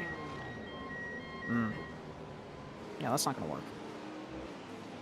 Meanwhile, some of the others, like Marc-Andre Garon, one of the several Porsches, a lot of Porsches in the field in the qualifying session. Yeah, Marc-Andre Garon's another driver that I think is a little bit underrated in this field, but starting 5th provisionally in the final 30 seconds of qualifying would be a solid way to start this season off. Karamatov with that 135.435 is almost 0.6 quicker, by the way, than the pole time that was set in the fixed series race by Jim Feliz. His was a 136.006. There's a lot of intricacies you can put into these setups, though, in terms of what you can adjust, what you can change, in terms of ride heights, in terms of balance. As a lot of the top drivers just park it before the end of the qualifying session here. Gregory Hobson's interesting enough. I want still staying to the top 3 so far. Great qualifying session for him. Yeah, really solid for him. I mean, you know, Hobson, he's just kind of chilling right now, or Hobson just chilling, but 87 thousandths back was 2 thousandths off of tying Rob Clark's P2 mark. As the checkered is out, drivers will be allowed to finish their laps if they so choose to do so, but doesn't look like all of them might. It's pretty distinct difference between Pro and Am here tonight. Remember, the Am side, that's these drivers towards the 2000s in iRating, 3000s plus for many of your Pro drivers for this season. How's that class going to play things out? That's a good question, with a lot of them going to be starting towards the tail. Yeah, that is a little bit different here with the speed, and you know, we saw it was 2 seconds back, around times in the very low 137s, or the very close to flat 138s were the qualifying times, the slowest of the qualifying times in the fixed series. Here, though, I mean, pretty much the entire field's 136 or faster. This is unbelievably fast, especially with those open setups, as you were talking about, Justin. So I'm expecting some great racing here, some clean, hard racing. Might be less clean than the fixed series race, just because there's more drivers and more pace throughout the field. So we'll see how things play out here tonight in the next little bit, as it's time to see how the starting lineup plays out tonight. Karl Modoff on the pole this evening, alongside Rob Clark. Gregory Hobson starts off 3rd from Delta Sport, a 1-3 for them, just like the 2-4 for the Solpec Precision Racing Gold entries with Cantonio. Garon starts in 5th for SCR. Then it's Connor Wagner rounding at your top 6. He's another Delta Sport entry here in this one. Next page, getting ready to cycle on through. Dominic Olivier for the Black Eagles for his team this season. Then it's David Holland in the 8th spot. Because along with Nick Ludick, will start off in 10th from the state of Ohio. Then it's Jeremy Gonsalves and Brandon Tabone, your top 12 in this one. David Mendonca, Kevin Simpson. Then it's Soane and J.R. Williams. Aiden Yun will start 17th alongside Martin Crisp. In the 19th spot, Max Tilliou. Then it's Lindquist, your top 20. Dickinson and Arnaud Genest rounding out the top 22. Then we see our first AM drivers. Peter Muller and Jeff Carollo will start 23rd and 24th respectively. Then it's Jack Hedgecock, will start alongside Adrian Kalakas. Then it's Jason Allen and Jason Finch. Brock and Spears, your top 30 in this one. Next page, that's where you find Dakota Knapp and Ethan Bass. He's getting used to a different kind of Ford after being so long in his precious Ford. Maxime Boisvert start alongside Andrew Lanning, Robertson, and Campbell, your top 36 in session. Anderson and Reeves, followed by Stewart and Brown. Then Michael Fowler and Aaron Beaver all the way back in 42nd. So a busy qualifying session with Hodgson, Kalanka in the back as well. Smith and Rexoy, Stoffer, and Steven Martinez back in 48th, 1.6 seconds off. Rep and Victor Cotto, Mark Sheriff, and rounding out your entries tonight is Dan Barrera in terms of times. 52 cars qualified, 50 of them within 2 seconds. Hey, there's no way that 88 can see out of that windshield with it being that yellow. You notice that? Yes, I did. I really hope it's not that way once we get to racing in this 78 degree, ambient 78 degree track temperature, both in Fahrenheit. I can't provide to you our metric conversions to Celsius. I'm so sorry. Well, I can tell you this. In terms of air conditions, it's pretty hot. In terms of track, it's pretty cold. That's a really good way to go about it. I would say, yeah, it's a pretty warm bit of ambient air, but usually you'd expect the track to be a lot hotter, and that's what happens when the sun is able to kind of bake the track for a bit. That's not the case here. It's going to be a long straightaway before we get racing here, and the safety car will peel off in the pit lane. Justin, it's going to be a fun bit of racing here. So we'll do this again. This time it's the Sprint Series on the clock. Feel just about ready to go for tonight's festivities here on RaceSpot, the PRL Sprint Series from Fuji. 50 plus cars ready to go zoom zoom down the front stretch. Modov already going zoom zoom, bringing the field to pace. We're underway from Japan. Already 2 and 3 wide of the back of the field as the Delta Sport entries try and set sail, all while those Precision Sport machines, along with the Black Eagles, go send up the inside to turn 1 as they go to Coca-Cola. Man, they're keeping it clean so far, but there is not anymore. Big 2-car collision. A third one goes to the inside retaining wall. In the back of the field, a big mess. At least 2, 3, 4 cars involved in incidents down into the opening sector of the race. That was towards the mid-pack as well, and not how those drivers want their seasons to begin right there. Up front, it stays clean. Delta Sport 1-2. Yeah, it's clean up front, but you had to think all of the cars going through the midfield would lead to what we saw. That was a pretty hard collision. So now Modov and Holmson try and set the tempo. Rob Clark staying within them as well. Let's see what happened at the back of that group. Connor Wagner, another Delta Sport entry, not having a great start to this one. Not at all. Let's see exactly what happened here. This is in the middle of the pack as we keep moving. Or it's actually at the front of the pack in the top 10. And what are you doing? That was a little too risky. Didn't hurt anybody, though, but here's the start of the race. This is Hitchcock's squeeze 3 wide and then glue. That was a 3-car collision right there, actually. I only saw 2, but wow. And then you have at least 2 that were crashed the inside barrier across the track. Spread eagle as well. All that with a wild start. 40 minutes up on the clock, remember. 38 remaining. Modov and Holmson 1-2 to start things off. Of note, the AM leader is now Brock up to 18th with how things played out in the very early going. Karl Modov, a long-time racer in PRL competition off and on.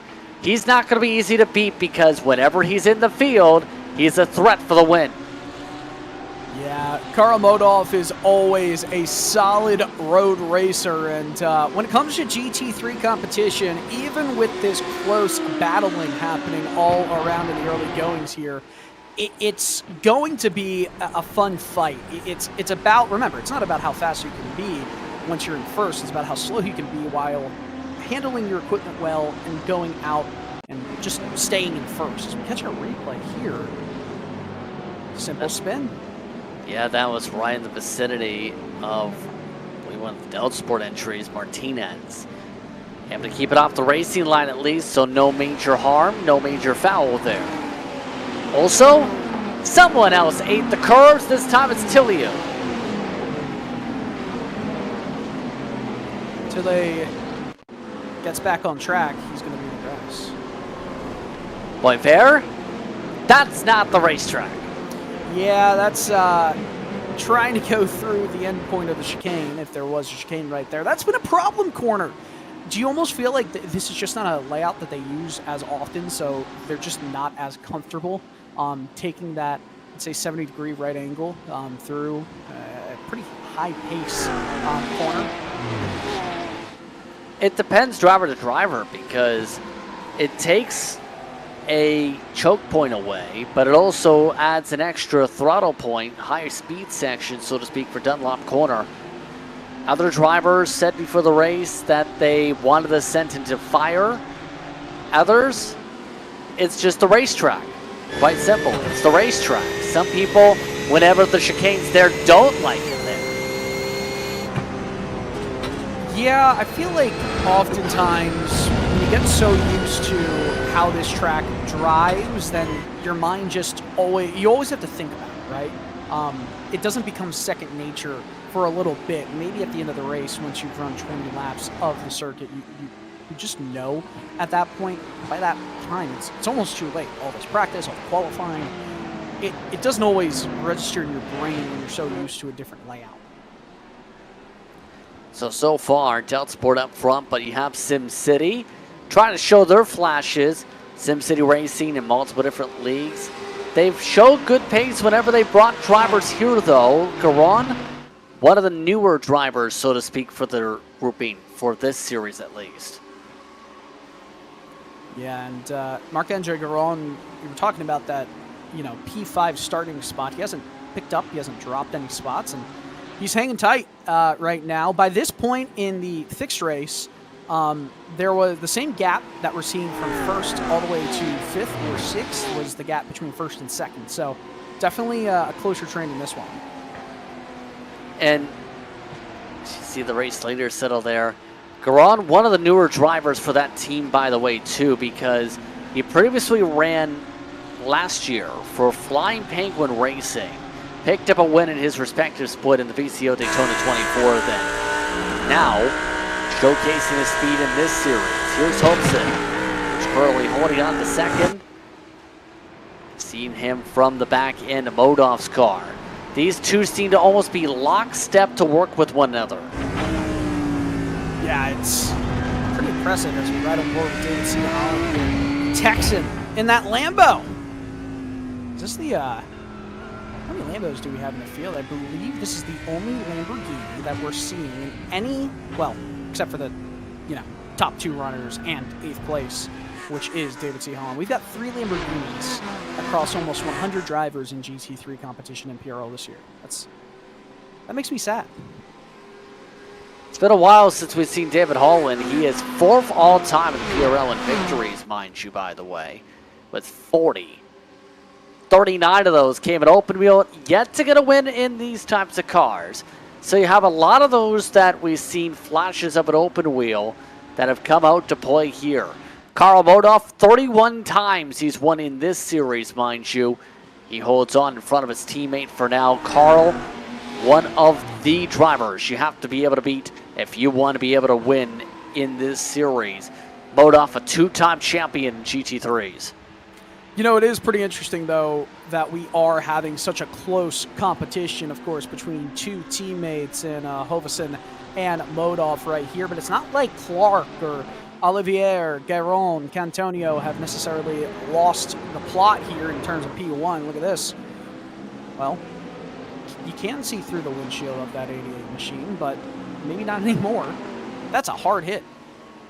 Yeah, not how they wanted that to go. And meanwhile, you have Joshua Spears saying, "Peekaboo, I want to exit the pit lane." Just playing it extremely safe right now. We've got a clip you just saying, "Peekaboo, I want to exit the pit lane." Peekaboo, I see pit lane. Something like that. I mean, all these drivers are going to be saying that relatively soon. I mean, you'll be able to around the 25 or so minute mark, in my opinion, maybe take it down. It depends, right? How much do these drivers fuel up their car for this race? You want to keep that car as light as possible to handle as well as possible, which also might mean sacrificing some time in pit lane. So it's all about compromises in open setup races. Meanwhile, we talked a bit about Ethan Bass. He's usually been the Ford in the field. Seen a bit of him just now on the backdrop. But he was one of those very happy to finally have other people in Fords outside of him really in this series. It's been a long overdue to see the Ford. We touched upon that in the Corvette part of the build most recent. It's great to see the American muscle being showcased on the platform in modern times now.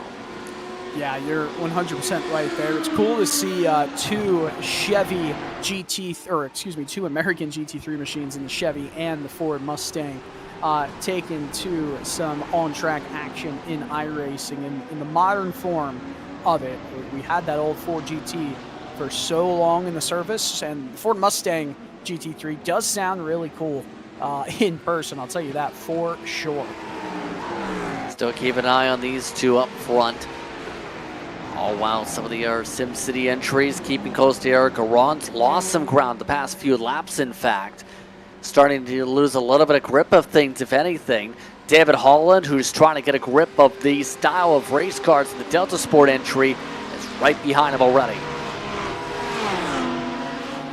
You know, with this long train still in the works, you know, the slipstream is not as effective as it was in the first couple laps, but they're still, I mean, you still have a second worth of being behind a driver, and even more than that sometimes when you do have the benefit of the slipstream.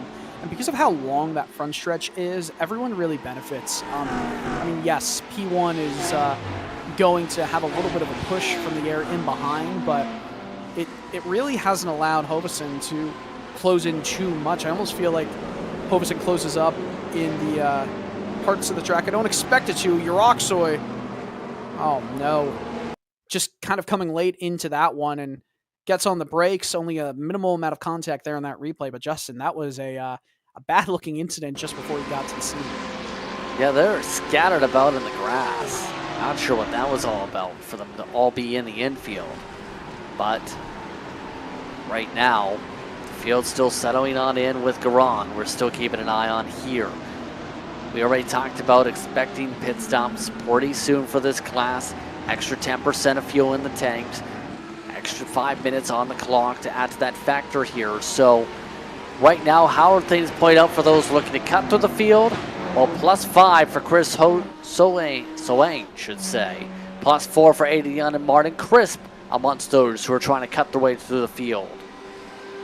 Impressive running for a lot of them. You know, you talked about, and it's funny, I was watching, I saw one of the highest movers, the biggest movers of the race at Laguna Seca IndyCar competition. It was Nolan Siegel, but I believe he was told at some point in Indy Next that you only get the biggest mover of the race when you qualify so poorly, right? So sometimes it's almost a crutch, right? If you're a fast car, you're a fast driver, but just have a poor qualifying effort, you're gonna make up positions throughout the race. It almost makes it look better. But the top 10, usually it's the same drivers in the top 10, so you only have minimal movement there. So anything more than one position difference in the top 10, I'd say is pretty impressive.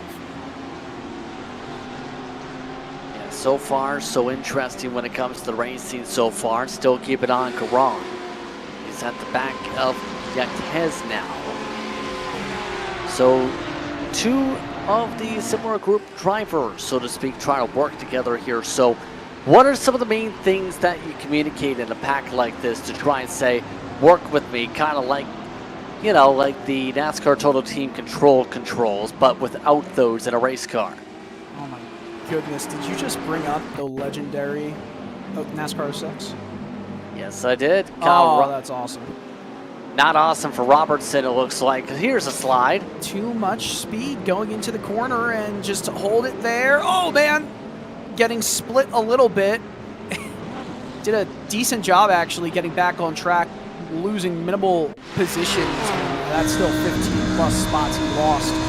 Right on board live with Gregory Hovesen in P2. Look at how early he takes his foot off the throttle and he coasts into the corner. He's got the speed to really challenge Modoff, but this is the benefit of having two teammates up at the front of the field. We've seen it in other PRL series. Two teammates. This is what I would have liked to see from the two rivals in second and third in the fixed series race, because I think they could have maybe caught Jim Feliz if they just worked together instead of swapping position after position. This is how you keep a gap out in front and stay there. And right now, they've been able to pull away by 2 seconds, with several others still getting the grasp of the cars compared to the open wheel setup. Speaking of those cars, Rob Clark still leading the precision racing entries. Dominic Olivier he's got to work with. Yeah, Olivier is currently in P4 trying to chase that podium spot. Lots of drivers at the end of this train, pretty much 3rd to 10th. It's kind of a train right now. The Clark, well, you can't say the Clark caboose. I gotta think of a good train load. On the train track? No. Okay. It's like the trolley train, you know? The Clark caboose. Well, there's a pit stop happening right now, by the way. Oh, Fernando Jaquez. That's an early one.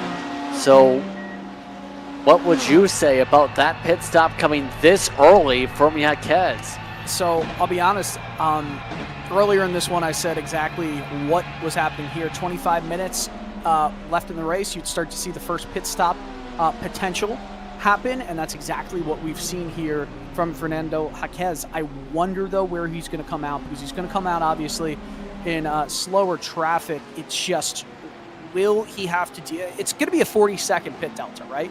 And what it's looking like is 8 seconds in his pit box, so that's pretty quick.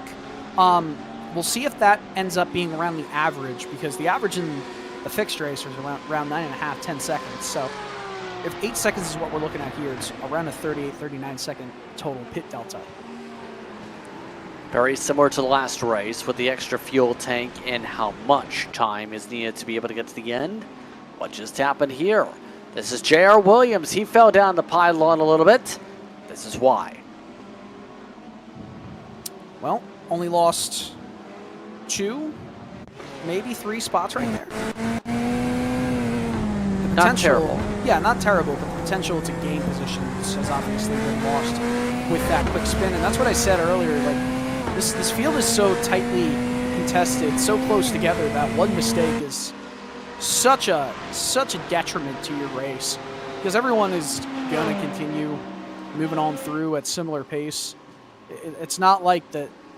Even if you have a lot of speed, you're going to be able to fight through the field as quickly as possible, unless you're maybe Modolf or Hovesen.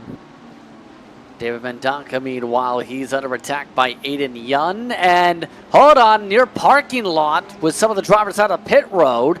That breaks up the pass attempt. Yeah, that was quite interesting with the out happening from pit lane. Doesn't really blend in that poorly, so we'll have to get a replay here of what exactly happened. That is a damaged race car. What?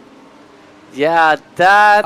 Okay. I mean, I understand wanting to let everyone get through, but you can't stop on the track. Yeah, that for both of them was a risky play. Steven Martinez came out of the pits and said, I'm just going to stop here. I don't know if I've ever seen that before.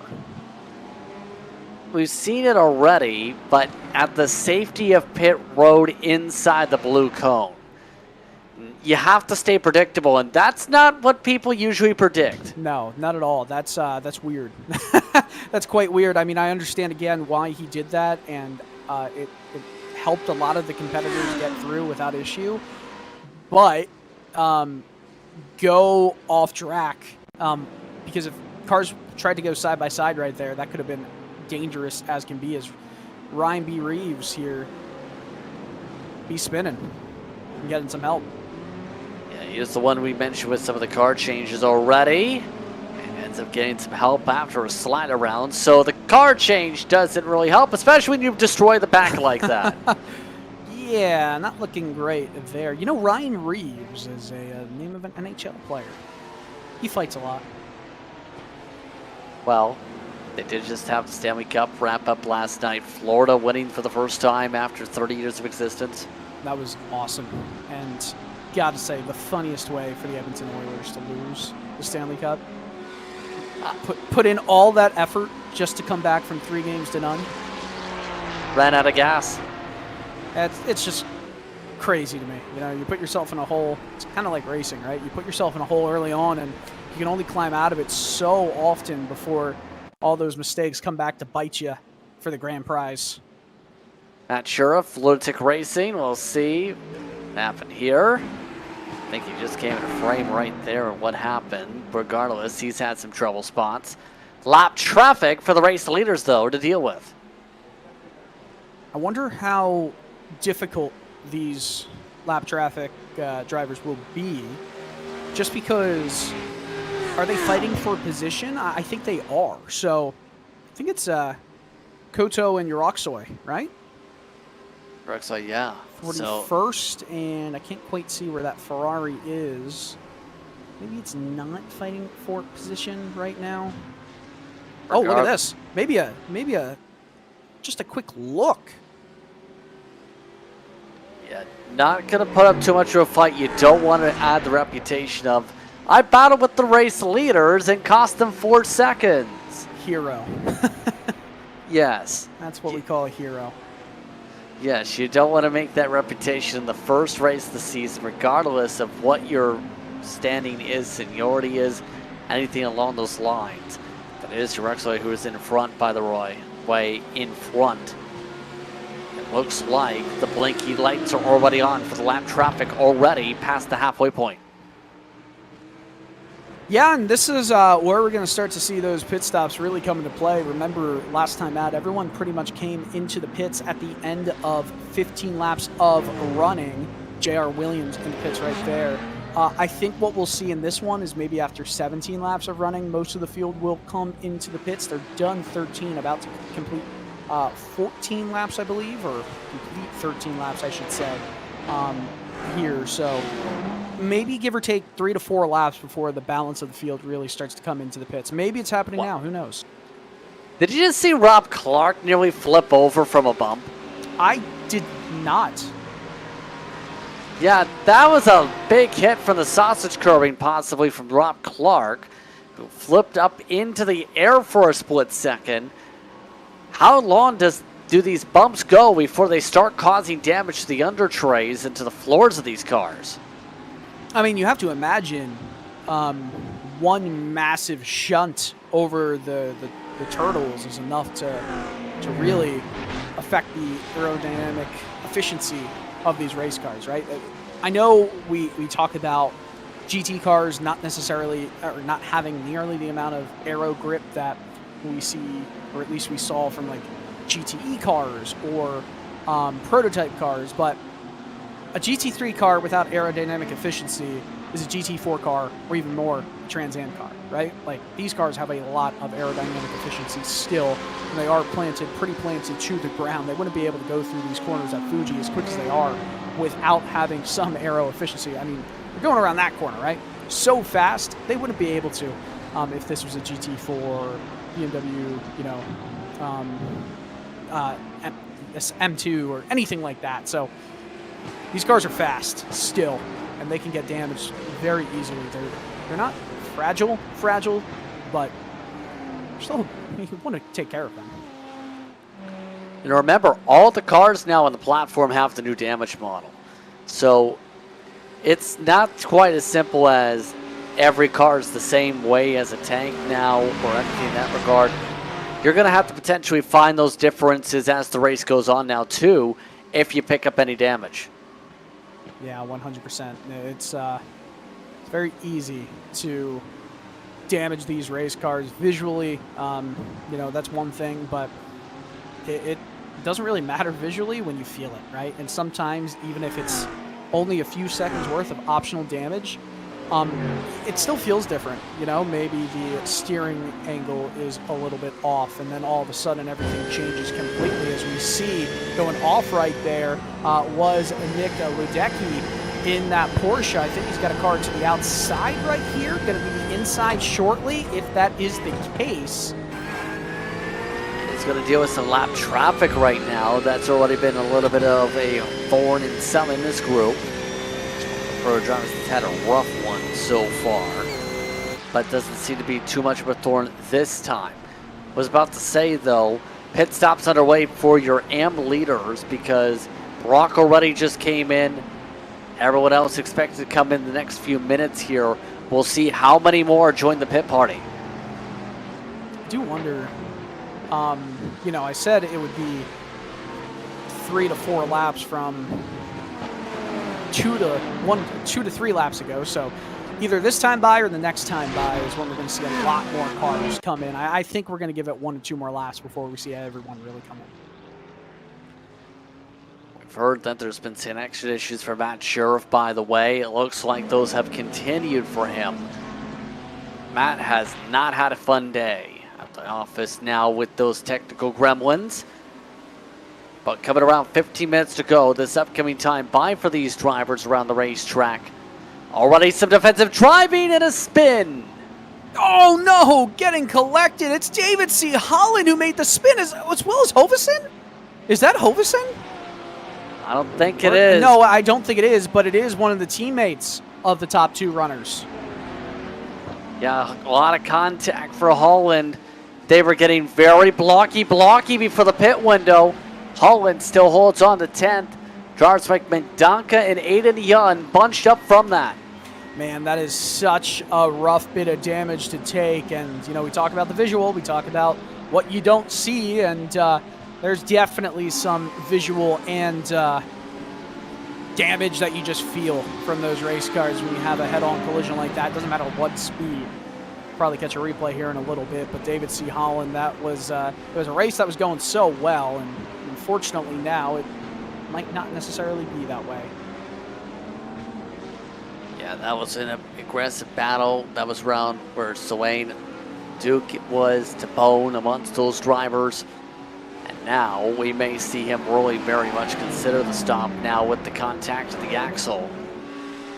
Mendonca already bundled up, already had a bit of contact from that. We'll see if there's any peel down this time around. Surprisingly, doesn't look like he's going to come in. He's going to try and feel it out. Wow. That's, hey, he hasn't lost too much pace, right? You don't want to go in yet if you feel like you can still go with the strategy, but he does have to worry about David Mendonca trying to make a move around the outside, who's going to be the last of the late breakers. They both go in pretty deep, and they're still side by side. Oh, and a bit of course cut as well. Holland trying to do everything to defend. Mendonca, despite that bit of contact, I think still quicker. There's the squeeze out, forcing the off track at the edge of the rumble strip. Young still in the popcorn seat, and now he's just going to push the back end of Mendonca. Hey, he's doing as much as he possibly can right now. Some good racing for a top 10 position. Aiden Young in P12. Interesting battle from his perspective of the Corvette. Trying to get by the Porsche just in front, and a Lambo. The David C. Holland still staying out despite the contact. You see the damage to the right side. Still feeling out the Delta Sport entry and what it has still in the car, despite the slam to the side of it. Mendonca still yet to make a pass despite that said contact. Martin Crisp is in the next pack, by the way, if anything boils over amongst these drivers. Yeah, these drivers are getting a little bit squirrely to head into the pits right there. As you saw, some just dove down the inside very late. As we move on to now 17 full laps completed for some of the competitors. I would be shocked if they don't really take it in at the end of this lap. Mendonca and Young did. Antonio, meanwhile, still holding on to the top 5 for the time being.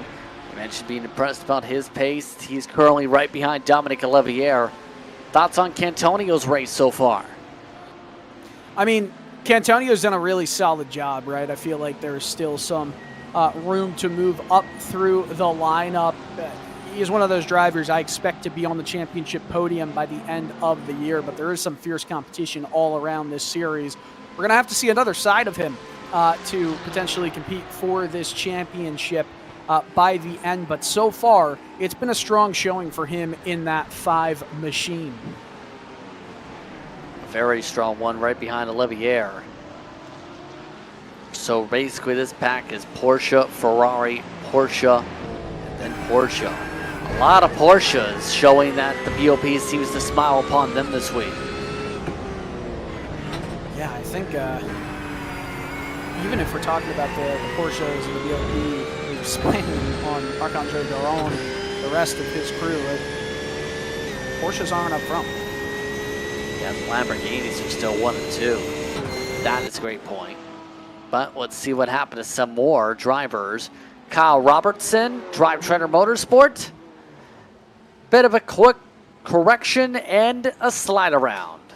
I feel like, you know, there's so many fast corners here that I think drivers just overestimate how much grip they've got combined mechanical and aero around these corners. It's a fun track, but it's very easy to overdo it here.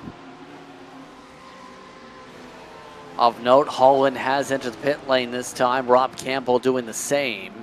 So pit party time for several competitors to work their way to the hairpin. With 10 minutes to work with. Right now it's looking like Karl Modov is in prime position to get another victory in this class if it holds. Yeah, I think, you know, it is pretty impressive for Peter Mahler to, in that P12 spot, to potentially get the M-Class win. He's got that 11-second gap. I wonder, though, where it's going to look like. I mean, we've seen other drivers come in. You know, let me scratch it. I want to see what goes on with this pit cycle, because we saw Aiden Young obviously have some strong racing, Ryan Reeves, but they're in the middle of the pack right now, and they can easily get involved in something. I almost feel like the overcut is better in this situation. Just not that big of an overcut for Mahler to necessarily win. He's doing well right now where he is, as we see the leaders still kind of coming in, but hopefully it stays out. That's surprising to me, Justin. Well, it does take the strategy. Remember, Gregory had been saving a lot on the fuel. So Clark is in for Modov, in for Garon. Sawan's in, Zabone is in. He had significant damage with the contact before. Or, mind you, is in that class lead for BAM after pit cycle strategy as well. So, Gregory Hobson currently leading up front. Dominic Olivier in second. Cantonio third. And we should just be at the limitations of the fuel tank this time by, if not next. Yeah, we're definitely getting close to that limitation. And by close, I mean, if everyone doesn't come in this lap, I'll be shocked. I'm surprised we had a few more laps left in the field. But you can't go 20 laps, right? You can't go 10% more fuel tank. Yeah, right? 20%. 10% more fuel tank, 20 laps versus what we saw the max was 16 laps in the last go-around. And that makes sense mathematically to go 20 laps, but I don't feel like you can go any more. Yeah, it's pushing it at this point for a lot of these drivers on the fuel tank, possibly. So we'll see what drivers come down this time by to the pit lane. It looks like Gregory Hobson maybe amongst those possibly. We are seeing Cantonio peel down. It looks like they can go past your human math calculator for fuel strat for one more lap, at least for some. I didn't claim to be the best human math calculator. Grimace! I mean, I get the love for the purple blob, but I'm not sure how the purple blob made the Mets win 7 games straight.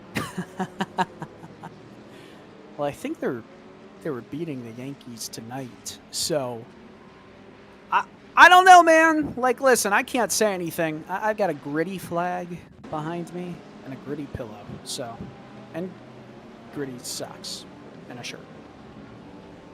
Joshua Spears, we've seen him doing peekaboo from the pit lane earlier. Another one stopping to let traffic go, but that one's a bit more understandable from the Up Motorsport machine. Yeah, that is the the only acceptable way I feel like you can slow down as much as possible going into that first corner. I mean, I do feel for some of the lap traffic trying to do it earlier, but also no one could have blamed them for trying to take that inside line there, and it would have been the rest of the field to make do around cars coming out of the pits. You know, like you just can't stop completely on track. It doesn't matter where you are. If you're in pit lane, that's one thing. But once you're out on the track, you cannot stop. By the way, Olivier yet to pit, but Rob Clark lost some time in the strategy. Cantonio jumped him for a podium spot. That is massive. Cantonio has done a solid job in this race, and I was saying he needs to be on the podium. I feel like the expectation is contending for a championship. The minimum is being on the podium in the championship standings by the end of the year. Being in the podium on this first race and potentially going up through the order a little bit more is an even bigger deal. So Olivier in for the fuel. We'll see where he cycles, already off and away. Karl Modolf already working with Hopeson for 1 and 2. They pass by Olivier. So Delta Sport stays 1-2 with Modolf in control with 5:30 to go. The gap between Hopeson and Modolf, honestly, the only difference was around 4/10, maybe half a second, with Hopeson staying out one extra lap. I feel like from now to the end, they know the gap is big enough, but they still can't go side by side, right? You can't go side by side for half a lap because then you'll scrub off a 1.5 seconds worth of speed, and all of a sudden it's a battle again. So still got to pick your marks pretty comfortably here. Lanning, he picked his mark and had to go slide. Slide. Slide like a cha-cha slide after clipping the grass. The Heartland machine, it'll lock it down at least. Left tire, left slide. Right tire hit grass. Slip, slide. All right, I'm done with this. Grimace again. Grimace Cam with Kevin Cantonio. He has lost that spot on the podium right now, it appears, to Dominic Olivier. Dominic's been really solid in terms of the racing so far. Can Cantonio find something to close up that gap? 4 minutes to work with. Estimated 3 laps to go. Yeah, we're going 3 more laps here. It's a 1.5 minutes plus with the time. We've got more than enough time to go over 2 laps, not nearly enough to go over 3. So, yeah, 3 laps. That's what we have here. Will Modolf go flag to flag and win this race, or will his teammate have anything to say about it? The closest battles on track, first and second.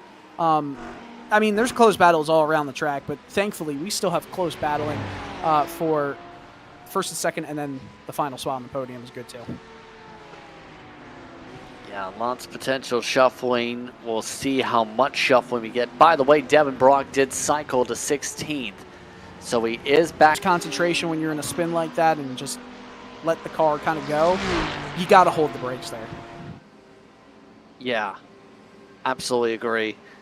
Even if it's stuck at the racing line, people are predicting where you're going based on you locking up and not being where you're slipping sliding. Yeah.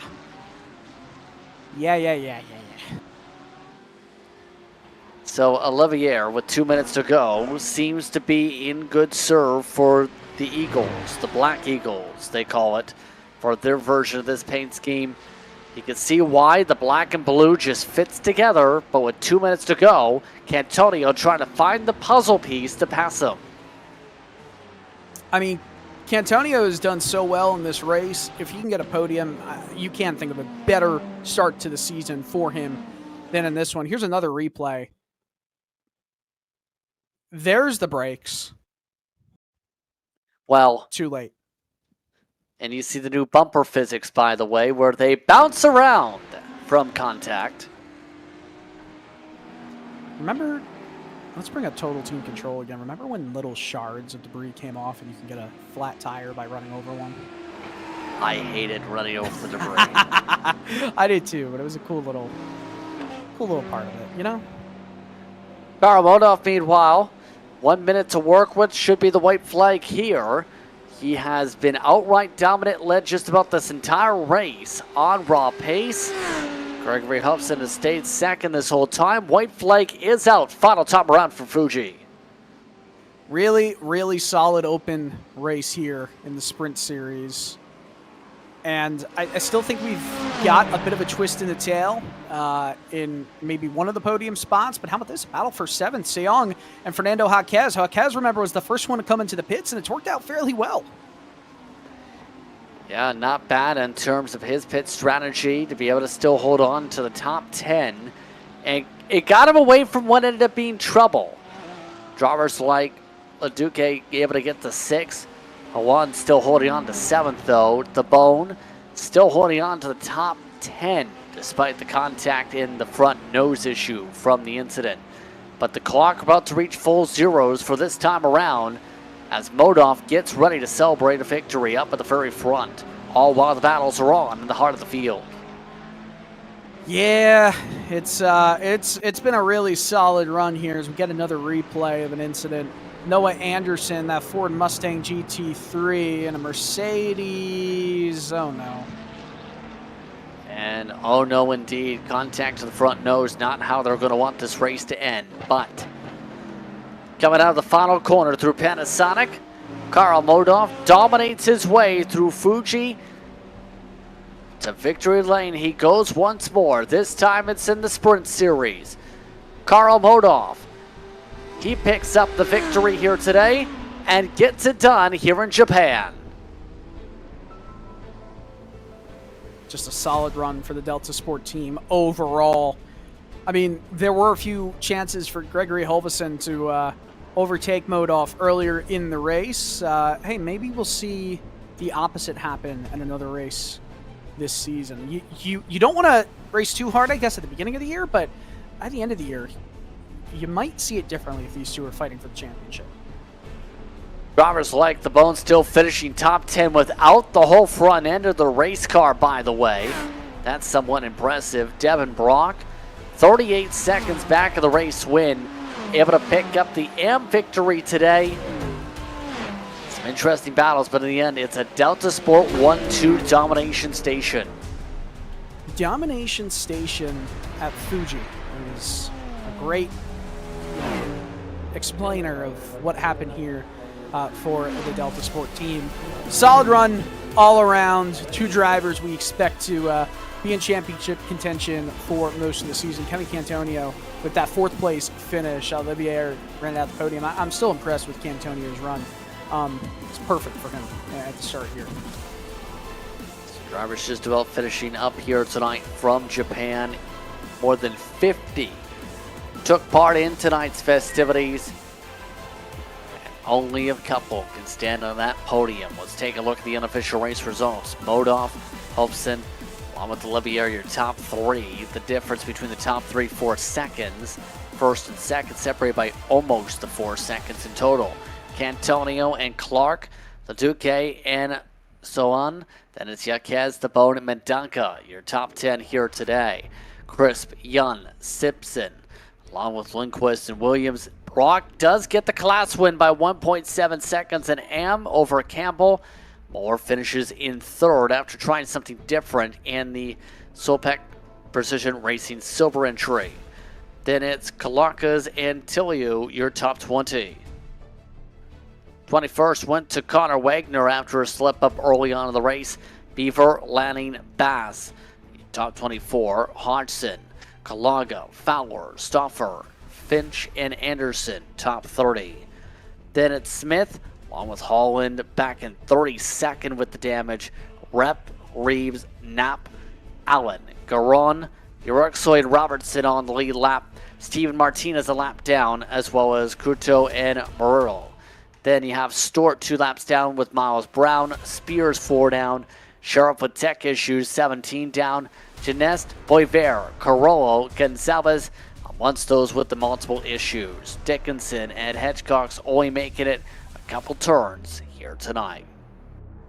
Karl Modov gets the fastest lap as well for good measure here in Fuji. And as it turns to daytime, Modov already standing on by. Karl Dominating pace here tonight. It's win number 32 in GT3 machinery, and you're 38th in the PRL. How are you feeling? Hey guys, I'm feeling great. That was a lot of fun. It was nice, kind of comforting having Greg behind me, being a teammate, being someone I've run a lot of races with.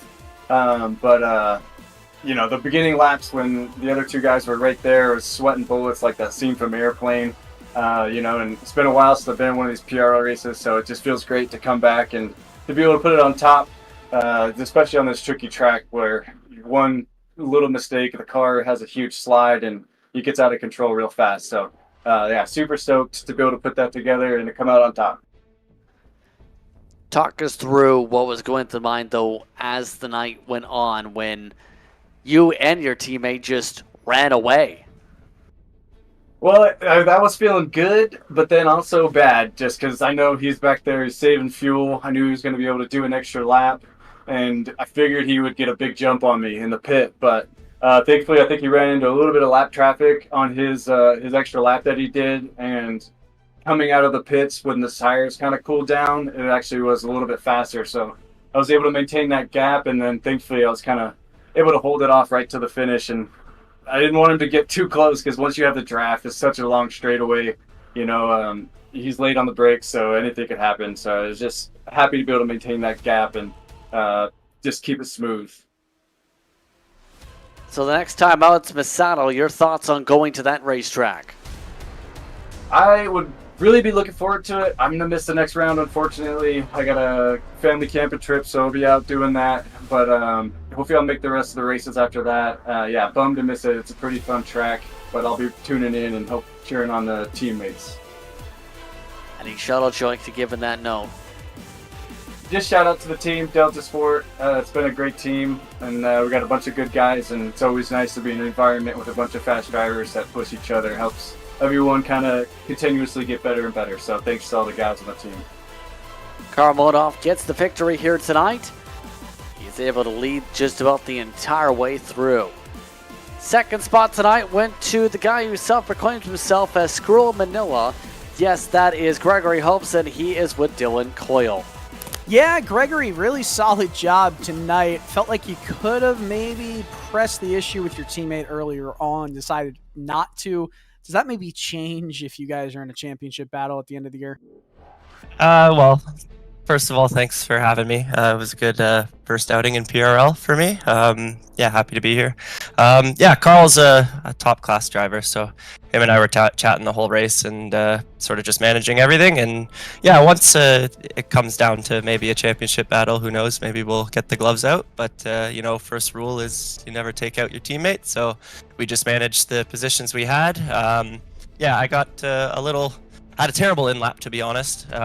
I was able to save that extra lap of fuel, but the in-lap was horrendous. But I think I had like 6 lap traffic hop out in front of me right on my in-lap, but it is what it is. Full credit to Karl. Yeah, it really was a very impressive run for both of you guys in Delta Sport, but I feel like, we were all talking about the Porsches having pretty good BOP settings going into this season, but it looks like the Lamborghinis, right? You guys and David C. Holland, the only drivers, all of course on the same team, having Lambos. What went into that decision? Probably just the amount of time we've driven it. Karl and I ran the MC Esports Global Championship back in November together in the car, and from then on basically just sort of stuck with it. It definitely wasn't the quickest year. I know the results don't show that, but it was a handful for the whole race basically. A lot of management has to go into this car. It's very finicky. One little slide and you'll lose half a second for the whole lap trying to gather it all back. So it requires a bit of precision, and luckily Karl and I had that today. Well, it definitely was impressive throughout the entirety of the race. Anyone you'd like to give shout-outs to, give some thanks to? The team, Delta Sport, of course. Karl did an amazing job today. Shame with Connor and and David. I didn't totally see what happened other than a couple of choice words at the beginning of the race, but in our VC. But yeah, I'll have to definitely go back and look at it. But yeah, I want to thank everybody at the team, everybody who was working on it that isn't actually in the race as well. Lots of guys behind the scenes. I'm sure you guys can appreciate running a team isn't the easiest thing. So yeah, it's been good to definitely push ourselves and have a lot of guys rooting for us. So yeah, it's been a lot of fun.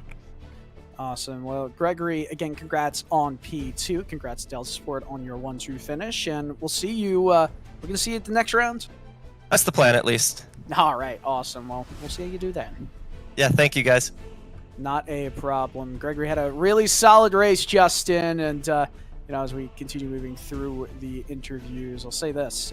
Dominic Olivier did a really solid job of getting this final podium spot. Yes, indeed. Dominic, how would you describe the race tonight? It was good. It went better than I expected. Bit of a shame that the rest of us couldn't really put any pressure on the Lamborghinis, but yeah, I guess we've got some work to do. I came into this with a late car change last night from the Porsche, and wasn't sure how it was going to go. While qualifying was underwhelming, to say the least. And yeah, I was just happy I was able to find a sweet spot with Rob and Kevin and save some fuel, and it worked out. So why the Ferrari compared to the Porsche?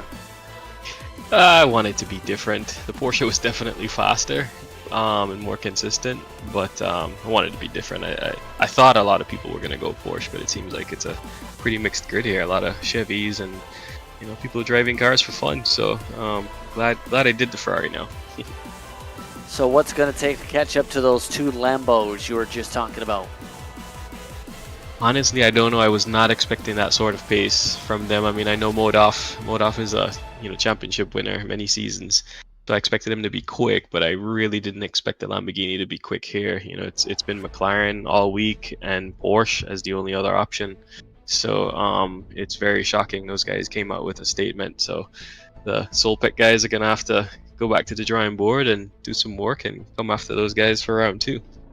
Any shout outs you like to give in the race car tonight? Yeah, I just want to give a big shout out to my team, Solpec Precision Racing. Awesome wheels out there. Please check them out, and all of our sponsors. And I'm pretty happy to be on this podium. So thanks to all the guys that gave us all the hard work, get the setup right. Dominic Olivier rounding out the podium tonight. We also have the driver who ended up picking up the AM victory, able to slice his way up to 16th in the very end. Devin Brock having solid pace in AM. Yeah, Devin Brock, solid job there. You just kind of pipped Rob Campbell for that AM class win, but it was you, Peter Mahler, all 16th, 17th, 18th, and you're fighting for that AM class win. I asked this question after the GT3 Fixed Series race, with the overall points being the points given out for both AM and Pro class finishes. Do you feel like at the end of the year, it's going to come down to, because the mid pack points are so much tighter than what you're getting at the top of the board? I feel like a race like this, where you do at least get one more spot, might be the difference between winning the championship and maybe coming second or third or worse.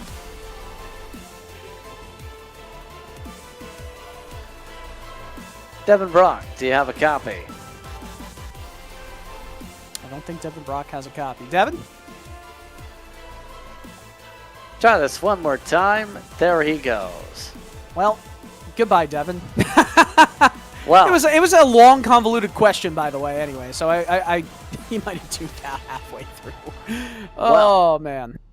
Well, regardless of that, next time's Misano. Your thoughts on that racetrack after an exciting, thrilling opener for both series? Misano is one of those circuits that I feel like gets sometimes a bad rap because it is quite flat. I'm excited. I'm looking forward to it. I do think that there is some good racing to be held here at a track that is used for a lot of GT racing as well as motorcycle racing. I'm excited. I'm looking forward to it. I'm also a little bit concerned because it is one of those tracks that, yes, you do have a bit of runoff. You see all of it there, but there are natural mistakes that will come from the flow of the course. So we'll see what happens once we get into July. We'll see what happens the day after Canada Day. 8:30 p.m. the start of coverage for PRL's GT3 Fixed and Sprint Series here on RaceSpot. On that note, it's time to say goodbye. For our broadcast partner tonight, Dylan Coyle, for our producer, Emilio Cisneros, I'm Justin Prince saying so long. Enjoy the rest of your evening. You've been watching the PRL Fixed and Sprint Series in GT3s from Japan. We'll see you next time from Misano.